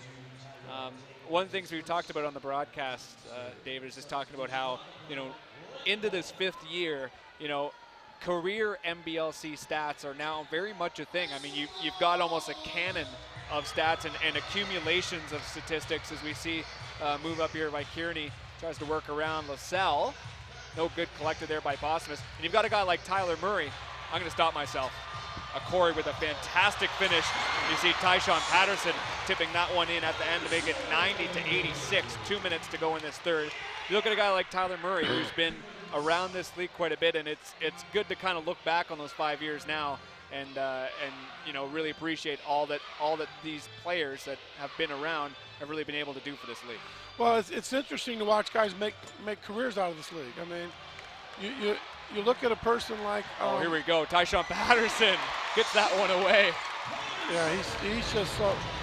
Sometimes he's so fast that he couldn't contain himself. He was lucky to stop himself that he didn't run into the stands. But some of these guys have made. A guy like Double A, Anthony Anderson, has made a life for himself in St. John, or you look at different guys, and they've been through the league for a long time. And Cordell Genty's been in the league for quite a while, always out east, and has done a really nice job there. And All 5 years. yeah, Nick's been in on both sides. He was a power player and was with PEI when they had a couple good teams. And now he's back here with London. So Ryan Anderson's been in the East for the last 3 years. So it's really fun to watch him come in. I'll tell you what's interesting is some of these guys that come from other countries, often Canadians, that are really good players in Europe, will come back and play in their home country, and they'll think there's not much to it. And they will have a really difficult time the first 4 or 5 games. I remember Warren when he came back last year, and I had a young man in Brampton named Kyle Johnson, and their first 3 or 4 games, they weren't very good. And you go, well, what's the deal? Well, they just didn't, they really underestimated how good the league is. Now, when they got their rhythm, and the game that Warren got hurt in when he hurt his Achilles, I think he gave us 36, and he got hurt with a full quarter to go. He was unbelievable. And the last game that Kyle Johnson played, and he had 29 when we beat the Lightning to go on to the next round. So both clearly can play and dominate in this league, but it took them a while to respect the speed and athleticism that is the NBL Canada. Very quickly, your thoughts on Morgan Lewis returning to the league? Definitely a good sign when you've got the first ever pick in the league returning after 5 years. Well, absolutely. I think he's we'll get to see him tomorrow. I hope he's healthy enough to play. I know how long it took Warren to come back from that same surgery, and he's about 2 months earlier than Warren. So, I hope that they watch his minutes and that he stays good and healthy, because that's something you don't want to re-injure. But he's a heck of an athlete, and he's a difference maker once healthy, that's for sure. Commissioner Magley, thank you very much for your time. Super definitely appreciated here as we see Moncton trying to work it along the baseline. Ball is tipped around as LaSalle collects. Looks up. Going to hand it off to Nick Okori instead, who finishes it for 2 in an acrobatic style, make it 94-86. Again, Commissioner Magley, absolute pleasure. Thank you very much for joining us. Appreciate it. Murray has possession here. A minute to go in this third quarter. Bounce pass down low. It's moved around, and Murray will take it back up top, and he'll be fouled for 3 there. Again, 47 seconds left in the third quarter. Quick change here. It looks like Valier's come into the game.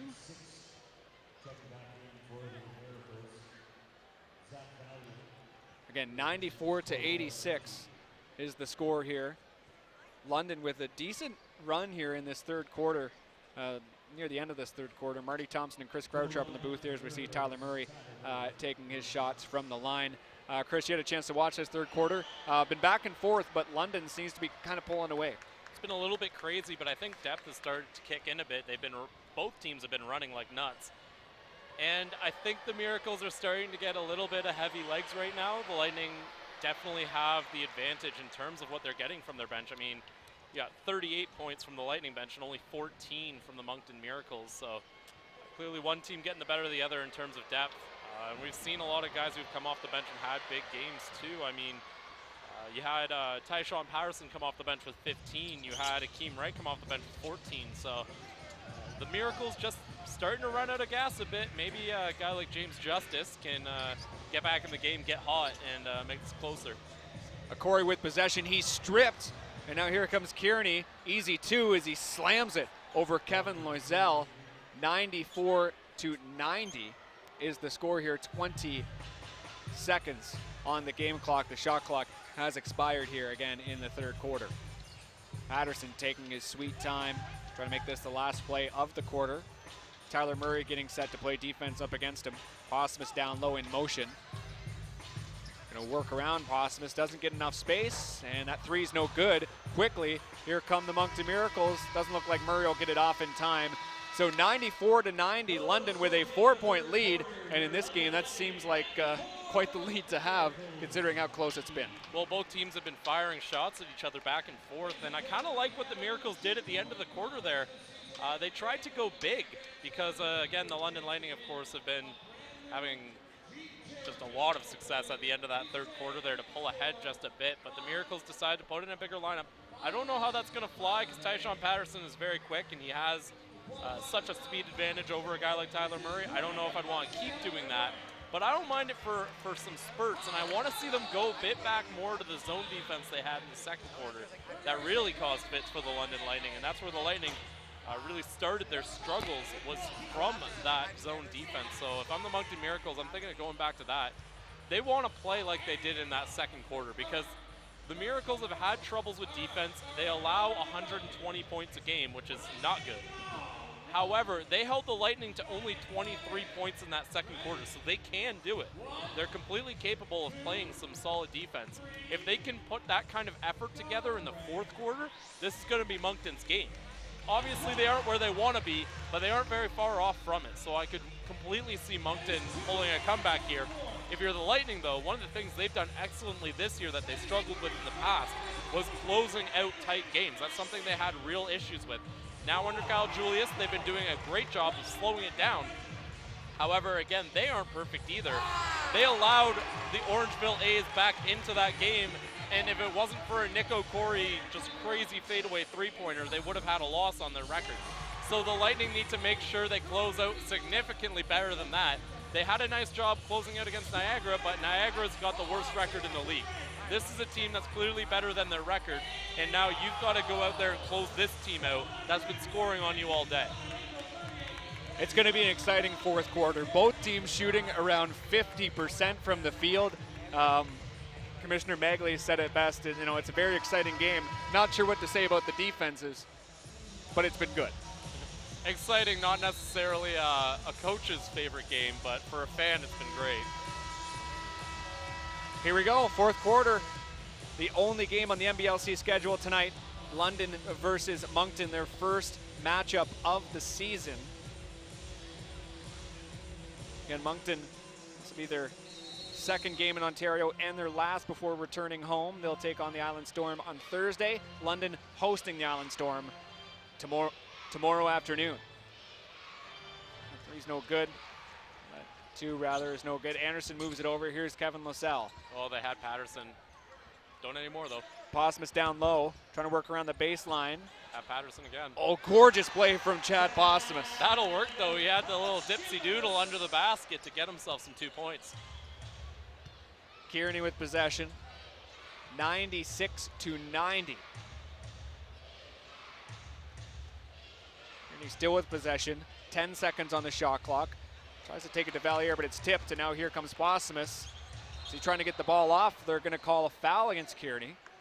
So 11-16 left in this game, and Moncton, their first foul against them in this fourth quarter rather. Moncton not really starting the quarter the way they wanted to. They get a little bit scrambly here. They don't want to do that. They've been so efficient all game. I mean, they're still shooting 50% on the night. However, Lightning have matched that efficiency, 54%, including 46% from three-point land. That's how they close up a gap. So if you're going to be the Moncton Miracles, you cannot afford to lose a basket. Almost every possession has to be 2 points by now. And Moncton shooting well below their average of around 36% from beyond the arc. You see Postmus working down low. It's collected by Murray. Usually shoot around 36%. Right now they're 26%. Nice pass down low, and that's going to be finished by Cheeks. Goaltending. 96 now to 92, 10:49 left. Right call from the refs, and that time it was the London Lightning getting a little scrambly on the defensive end. No one really adjusted. They moved the ball down the court so quickly that the Lightning players kind of got themselves lost. McCory with possession. Again, one foul for the Moncton Miracles, 0 for the London Lightning. Really no one in foul trouble, just a couple people with 3 fouls. Lascelles, Cheeks playing defense, down low to Postmus. The air matching up, and it's tipped once again. Another massive stop for this Moncton Miracles team for 3. Kearney gets it. Wow, make it 96-95. 1 point game at 10:20 left in this fourth quarter. 2 bad possessions, and the quick strike Moncton Miracles are right back in this game. Coach Julius fuming. I'm pretty sure we can see the steam coming out of his ears right now. Just 2 ill-advised passes, and they just got to get back to basics here. Anderson, deep 3, it's good. Ryan Anderson bails out his new team. And again, nothing fancy on that play. Runs around one screen, gets himself some space on the defender. Pass, bang, 3 points. 99-95. James Justice, 25 points to his name tonight. 8 assists as well for 2. Top of the key, it's no good.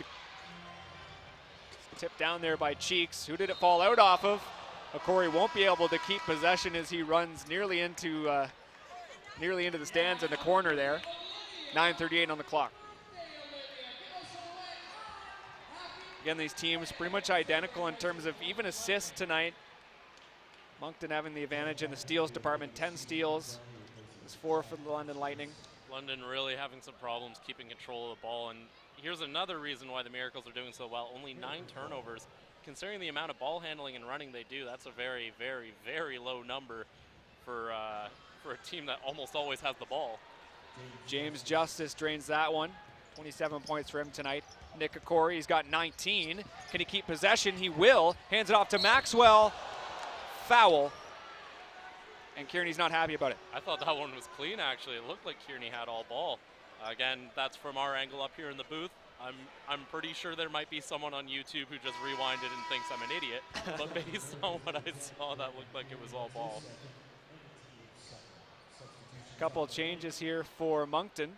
Beatty's got his practice t-shirt on, as he's going to have to take that off and slide it back. Wasn't quite sure if he knew if he was coming in or not. Regardless, Beatty's coming in, and it looks like we're also seeing Strickland coming into the game as well.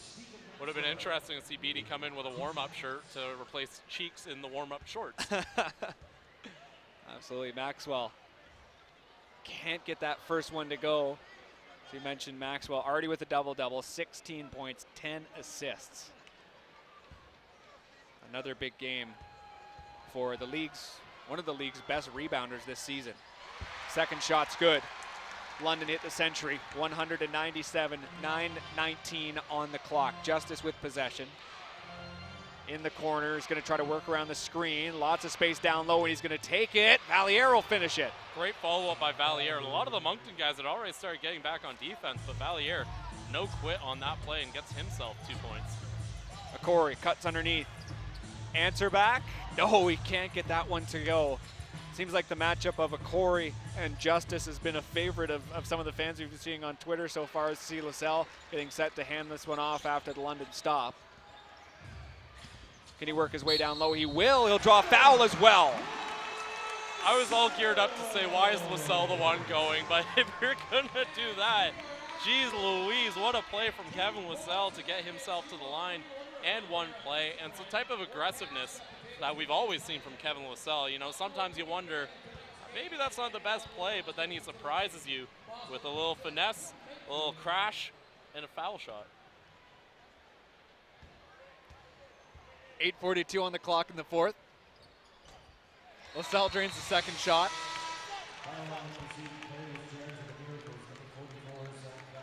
(102-99). Get Marty Thompson, Chris Croucher up in the booth here. James Justice moves it across, 27 points. Leading the game by a wide margin. Works it down low up against Okori. Gets the shot off, he airballs it. Collected here by Anderson. He's gonna creep across. Here's it off to Maxwell, down low. Another and one play for the London Lightning. Just some undisciplined play from the Moncton Miracles, and they're gonna let the Lightning get a nice little lead here. I think the most surprising stat that we've seen from this game, considering the Lightning tend to have guys like Nick Okori and Tyshawn Patterson get all the points, and it tends to be guys like James Justice that get all the points for the Miracles. It's usually guards doing a lot of the scoring. However, the points in the paint is astronomical in this game. 60 for the Moncton Miracles, 42 for the London Lightning, and it has been a war on the court tonight. 8 minutes and 21 seconds left in this one. Brian Anderson on the inbound. Looks up. State's gonna shift it off to the near side here. This is Okori. He will draw foul! Unbelievable. Nick Okori is not 20th and 21st point of the night, rather. Makes it 107-99 as he's gonna go to the line for a bonus, as you see all 5 Moncton Miracles players having a quick chat with the ref there, as the ref hands the ball off to Okori. 8:19 on the clock as you see Okori with a bit of a smirk. His bonus is no good, but still a fantastic play from London's standout tonight. Murray Off to Beatty. Now to Strickland, down low to Granado. Or is Moncton back to their starting 5 of the game. Granado will finish so smooth over Chad Postumus. Great play against a very large Chad Postumus. And Granado didn't always score a lot with the Brampton A's, but he's really shown a bit more of an offensive bent to his game as we see Tyshawn Patterson with an excellent layup there. Fantastic stuff from number 22. Make it 109 to 101. Strickland with possession for the Miracles. Serge Lang is making his calls right in front of him there, as you see. Tyler Murray. Ryan Anderson matching up against him. Bounce pass. This is James Justice for 3. Gets it! James Justice walking away from the net. Turns and fires. Makes it 109 to 104. He's almost at 30 points on the game. James Justice, of course, one of the elite talents in the NBL, and him and Okori and Tyshawn Patterson, like, if you like guards, you're in the best game you could possibly be watching. Postumus with possession, hands it off to Nick Okori. Justice can't get around Postumus. Okori drains the 3. Well, to be fair, I don't think anyone can get around Postumus, but Nick Okori, huge three-pointer, and again, James Justice is going to come back with an answer. He's got possession here, down low. He draws the foul, couldn't quite get that one to go. Regardless, London get their first foul of the game. Miracles with 5 so far. Or quarter, rather, I should say. 6:46 on the clock. The foul is going to go against Postumus, his first. As we see James Justice going to the line. And Justice with 30 points already. 8 rebounds. Or 8 assists, rather. And he's also got 7 rebounds, I believe. Yes, he does have 7 rebounds. Big performance. The man, he's just 5'10", NCAA, a former NCAA dunk champ. Trying to put his team back in it. Second shot's good. 6-point game. Patterson just crawls across half on the far side. Looks, he's got Postumus down low. Granado marking him. Still looking around, he's got Okori to his left. He's gonna work around a Postumus screen. Now he's looking for Okori. Okori matching up against Strickland, deep 3, it's good! This guy can do anything. 115 to 106, 6:20. Nick Okori. Looked like he shot that one from New Brunswick. Boy, was he pretty far away from the line on that, jeez. Granado finishing a great pass there from Strickland, but again, Nick Okori shooting it from that London, City of London logo there, as you see Patterson just walking across it there. What fantastic reach from the guard. Patterson out to Ryan Anderson. He can shoot a 3 as well. He'll go for a distance 2. No good. It's moved around. Foul. And there's going to be immediate timeout here. So 115 to 108. High scoring. We knew that. But London seemed to be the guy, or seemed to be the team rather, that have been doing it properly, especially from beyond the arc in this later stages. Well, this just shows how good and versatile London is. We've seen them win with defense against the Orangeville A's, and now we're seeing them win with offense. I mean, 115 points with still plenty of time to go in this fourth quarter, almost 6 minutes, in fact. This is probably the highest scoring game when it's all said and done that the London Lightning have played in all year, and that's incredible considering how many games they've been in where it's been high scoring at times. London's just got that balanced attack going for them right now. They've got 5 different players in double digits as opposed to 4 for the Moncton Miracles. The Miracles mostly getting their points from James Justice, who has 32, and Thomas Granado, who's been great in this fourth quarter specifically. He has 21 points, 6 rebounds, and shooting 10 of 12 from the field. Looking at London, Stephen Maxwell has himself his 9th double-double in the past 10 games, with 19 points, 10 rebounds. Other performers, of course, Nick Okori leading the way with 27 points. And then they have 3 more players in the double digits in Akeem Wright, Tyshawn Patterson, and Kevin Lassell. High scoring, very exciting for what could be the largest crowd London has seen this season as well. You see the dance back wrapping up their performance as Kyle Julius getting a quick word with his starting 5. You see Julius there. London returned to the court again. A win would tie their second longest win streak in franchise history of 8 straight games. If they're able to win tonight and then also beat the Island Storm tomorrow, that would mean from their next game after that, they would go a full month without losing a game. James Justice with possession. He moves across the London Lightning logo at half, skips into the corner before I could even say it. As Beatty tries to hand that ball off, it's easily intercepted by Posthumus. And now here comes a Corey. It's tipped. Capers takes possession instead. Looks. Posthumus down low, right underneath. That's going to be foul against Tom Granado. Tom Granado had a very good game, but that time just a little too eager trying to defend Chad Posthumus. It's been a very disciplined game as no one has more than 3 fouls for either team. There's been a very, very, very low number of whistles. Just a total of 33 fouls between the two teams so far. I feel like we've seen 33 fouls from one team at this point in the game at some point. Lots of physical games here at Bud Garden so far this year. Second shot's good from Posthumus. 117 to 108, 5.5 left in this fourth quarter. Strickland with possession. Looks up.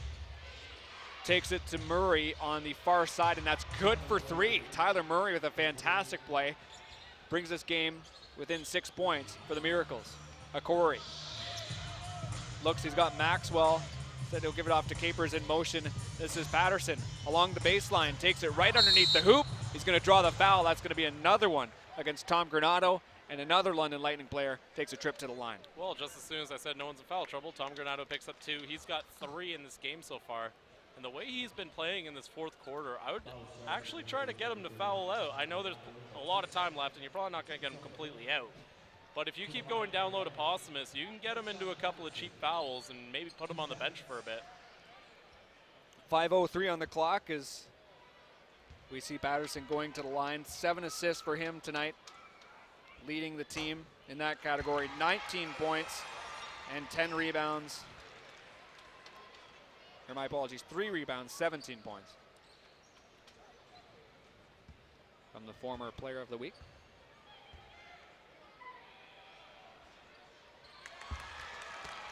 $119 to $111.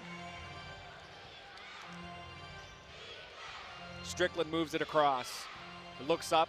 He's got Murray in the corner. Instead, he's going to give it off to Beatty at the top of the key. He's going to try to work around, but there's going to be a foul.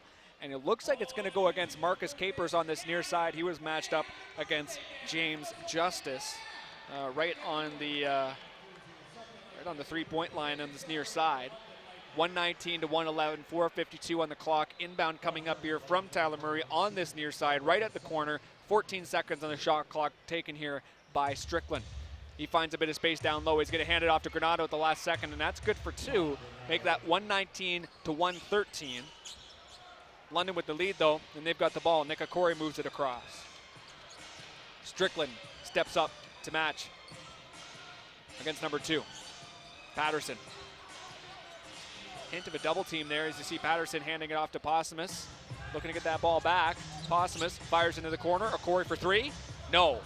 Collected here by James Justice. The Moncton Miracles down in this game. Can James Justice bring them back? It'll be him and Mr. Beatty putting that one down. Make it 119 to 115. Yeah, the Miracles just sort of hanging on here. London hasn't really been able to get them to let go at all. The Miracles, again, very, very, very high-scoring team. Posthumus drains it. Big dunk there, make that 121 to 115. You know, if the London Lightning keep this up, they might have the season record this season, of course. The Island Storm put up 130 against the Miracles. That's the current best, as we see a 3-pointer there from Dexter Strickland, who's been quiet in the second half. On December 27th, the Island Storm put up 130 points against the Moncton Miracles, who only had 117 themselves. London kind of on pace to break that 130 mark. Distance, no good there from Patterson, collected by Posthumus. We talked about that at the start.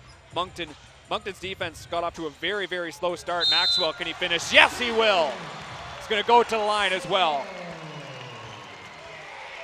London continue to pile it on here and just continue to inch ahead of the Moncton Miracles, who are desperate to get back into this game. 3:14 on the clock. And I think one of the problems the Miracles have is they go into every game trying to outgun teams.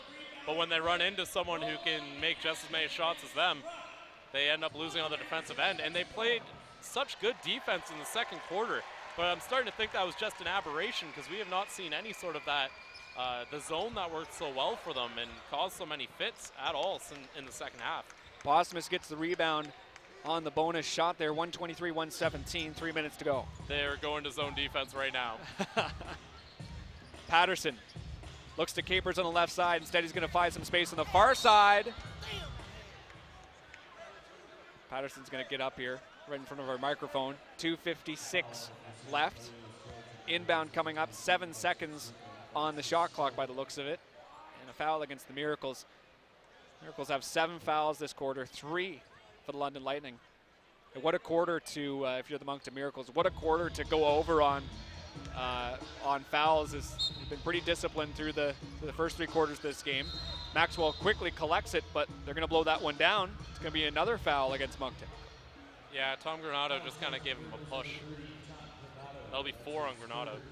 3rd, pardon me.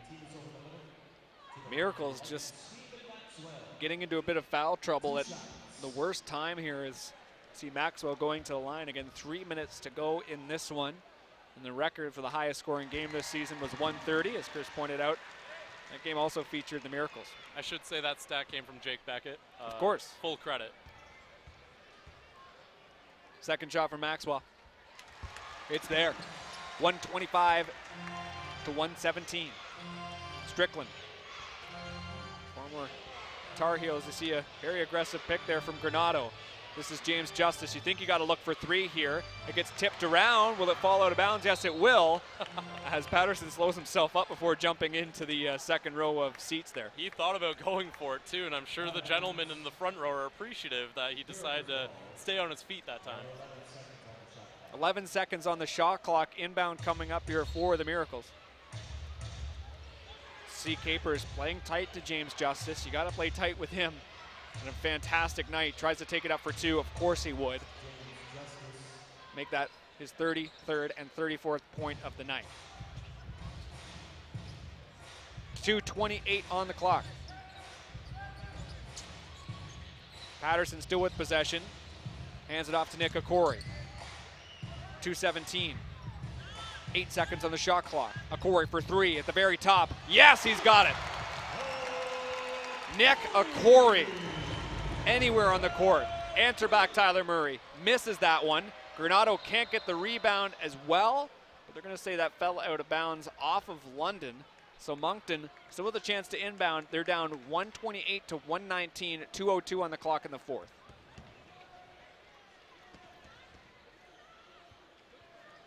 Murray getting set on the inbound. 17 seconds on the shot clock. Murray hands it off. Strickland easily finishes that one, but it's just 2 points. Looks like the Moncton need more than that. Okori in no rush. Again, his London Lightning up big here so far. 128 to 121. Bosmus takes it to the hoop. He slams it. Wow, great dribble drive from Chad Bosmus, an unexpected source. This is too scrambly, though. Beatty will draw the foul, though. So he'll go to the line with a bonus coming up. Well, I didn't really like the possession, but all's well that ends well with the 2 points and 1 from Beatty there. That's the kind of play they need. They need to get up some points real quick.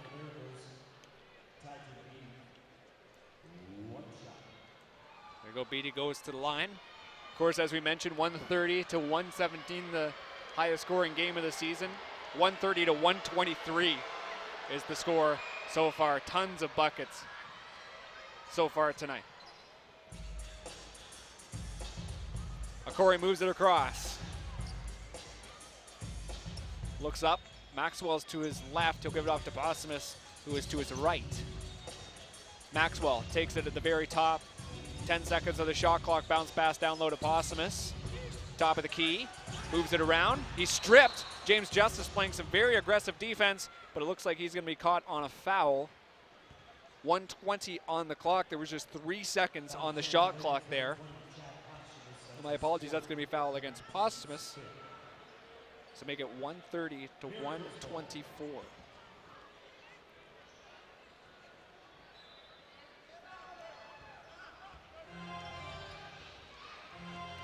Strickland tries to move around Posthumus. Won't draw the foul, but he will get 2 points. So it's just a 4-point game here. 130 to 126, 110 on the clock. Okori keeps possession. Looks around, he's got Patterson in motion here on this near side. Still again at the very top. He's gonna draw a foul against Tom Granado, who is visibly upset with himself. Again, another foul for the big man in this fourth quarter.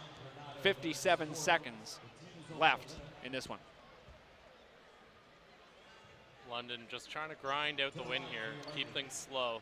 Patterson going to the line, one of the better free throw shooters for the London Lightning.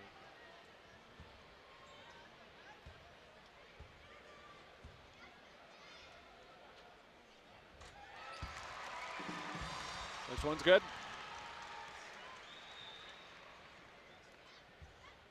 A big performance from Patterson as well. 19 points to his name. Maxwell with a big offensive rebound. Not fouling out here. Moncton looked like they might even strip the ball here. A couple hasty passes, and they're going to call a travel against Maxwell, maybe, or a call. It's going to be a call against Maxwell. So yes, it is a traveling. So the Miracles get the ball. 48 seconds to go.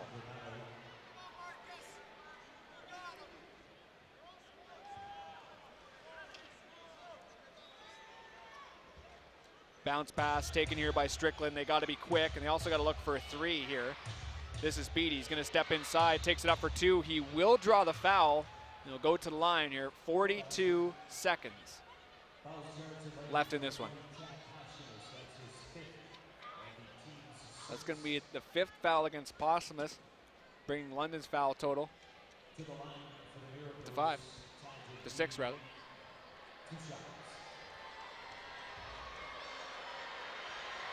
Beatty at the line. It's pretty loud in here. Gets that first shot, that crucial first shot. Again, 131 to 127.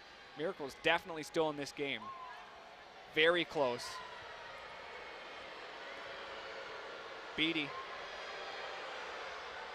There's his 19th point on the night, and that will cue for a timeout from Kyle Julius and the London Lightning. So 131 to 128, very close here. Moncton Miracles definitely could pull this one out. Yeah, if Moncton gets some quick fouls in here, send the Lightning to the line, and then get some quick threes of their own, this game could be tied in a hurry. And I mean, the Moncton Miracles, one of the better three-point shooting teams. I wouldn't count them out at all. One other stat Jake Beckett just brought to me. This game's the highest combined score of any NBL Canada game this season. So if you like offense, if you like some buckets, you're seeing it tonight. Tons of buckets, that is for sure. 91 completed baskets for the Miracles, 86 for the London Lightning so far. And again, definitely going to be some more coming up here at Budweiser Gardens. Again, we'll be here tomorrow when the Island Storm come to town. Hard to call them rivals, and they barely play, but everyone keeps looking back to that final series between them when London won 2013. Won that series 3-1. London beat the Island Storm 14-4 in their entire existence, rather, in their series. Still got to close this game out.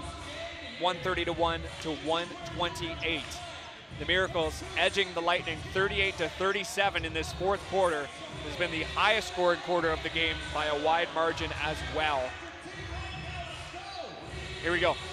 Inbound. Marcus Capers getting set on this near side, just inside the half-court line. Beatty getting set to play some defense. Capers looks up. Okori's in motion. Going to give it off to Maxwell short. They're going to try to draw the foul, and there it is. A little late, I think Beatty was calling for. They looks like they had hands on him pretty quickly there. So the Miracles get that foul in. 131 to 128. Stephen Maxwell goes to the line again, 23 points to his name. He's gone 5 for 8 from the line tonight. He's also the guy you want at the line, shooting 80%. He's their second best free throw shooter. Pardon me, third best free throw shooter. He now goes 5 for 9 for the night. Definitely not what you expect from Stephen Maxwell. So never mind exactly what I said. He misses that basket, but he makes sure the second one goes in. 132, 128 for the Lightning, and there's going to be a timeout. If you're Serge Langus, what do you tell your Moncton Miracles? Score.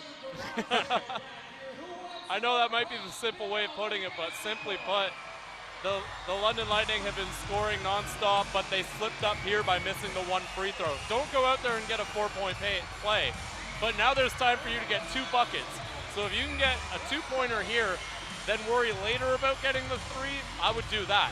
At the same time, that would depend on you making a stop on the other end.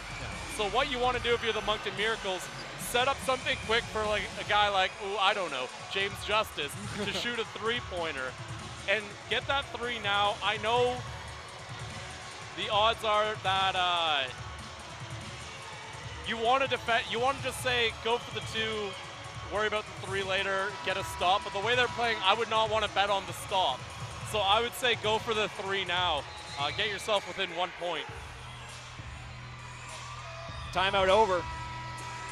Both teams taking as long as they can here to try to set up these final 39 seconds at Budweiser Gardens. An explosive Budweiser Gardens, as you saw, lots of those little basketballs being thrown out into the crowd, lots of kids excited. Why not? It's an exciting game so far. It's going to get even more exciting here. Inbound set here for the former London Lightning man and Tyler Murray. Eyes on Granado here, gives it back to Murray. James Justice has possession. Again, he can shoot a 3. He's going to move inside, easily drains that 2, and that's going to be a timeout there by Kyle Julius. Looks like he already told the table there to call that one. So 132 to 130. Good outcome for the Moncton Miracles. Again, a 2-point game. If you're able to foul London quickly, and how London's been doing from the line. I mean, it's only shooting around 66% tonight. So if you're able to get that one, if they're able to miss one of them, then then the Miracles have a great shot.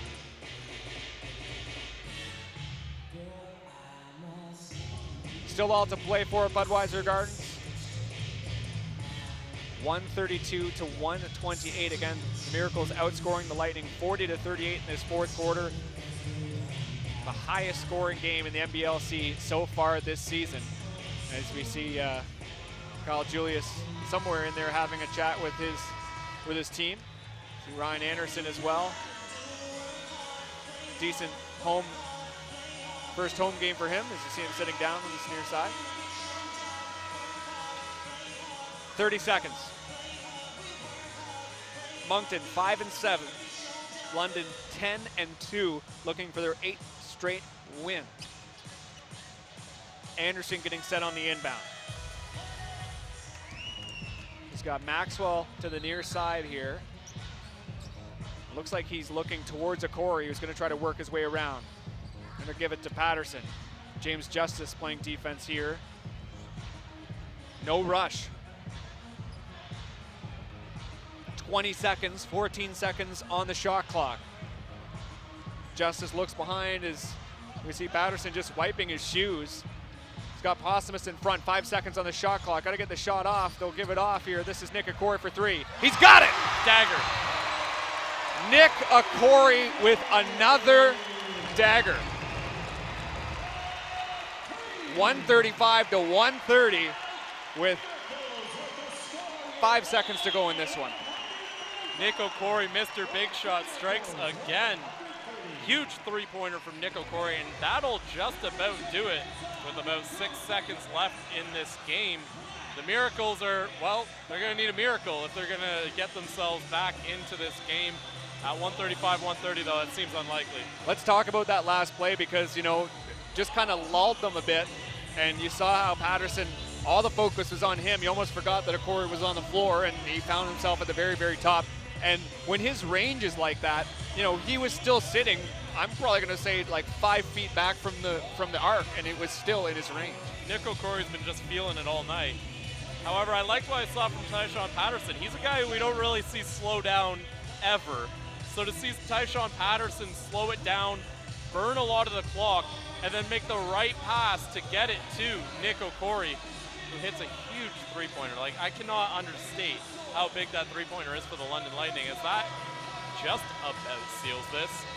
The Moncton Miracles, if they can get something from James Justice right here, this game's could get back to being a game, but it would still be very, very difficult. 6 seconds left. Obviously, the shot clock has expired. Tyler Murray on the inbound. He's a three-point shooter. Strickland's pretty much got to take this right here. He will, and he'll miss. And it's collected here by Ryan Anderson. So that'll do it. London with their 8th straight win. 135 to 130. Chris, what a fantastic game. What an offensive game as well in front of one of the bigger crowds we're going to see this year. Well, this just shows you another way that the London Lightning can beat you. We've seen them grind it out. We saw the 87-86 game against the Orangeville A's, followed by a 135 to 130 point game. That's an absolutely insane number. 265 points in one game is ridiculous, and in fact, it's the highest total combined score we've seen in an NBL game this season. Some of your top performers, we got 2 different players in 30 points. James Justice, 36 points, 13 of 24 shooting, and then of course Nick Okori having an excellent night. 70% from long range, 33 points on the night. Incredible, incredible job by the London Lightning in this game.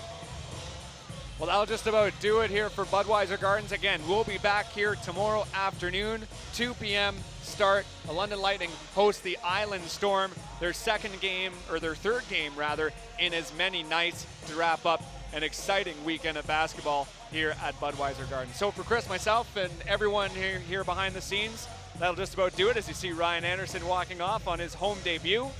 The final score, London 135, Moncton 130.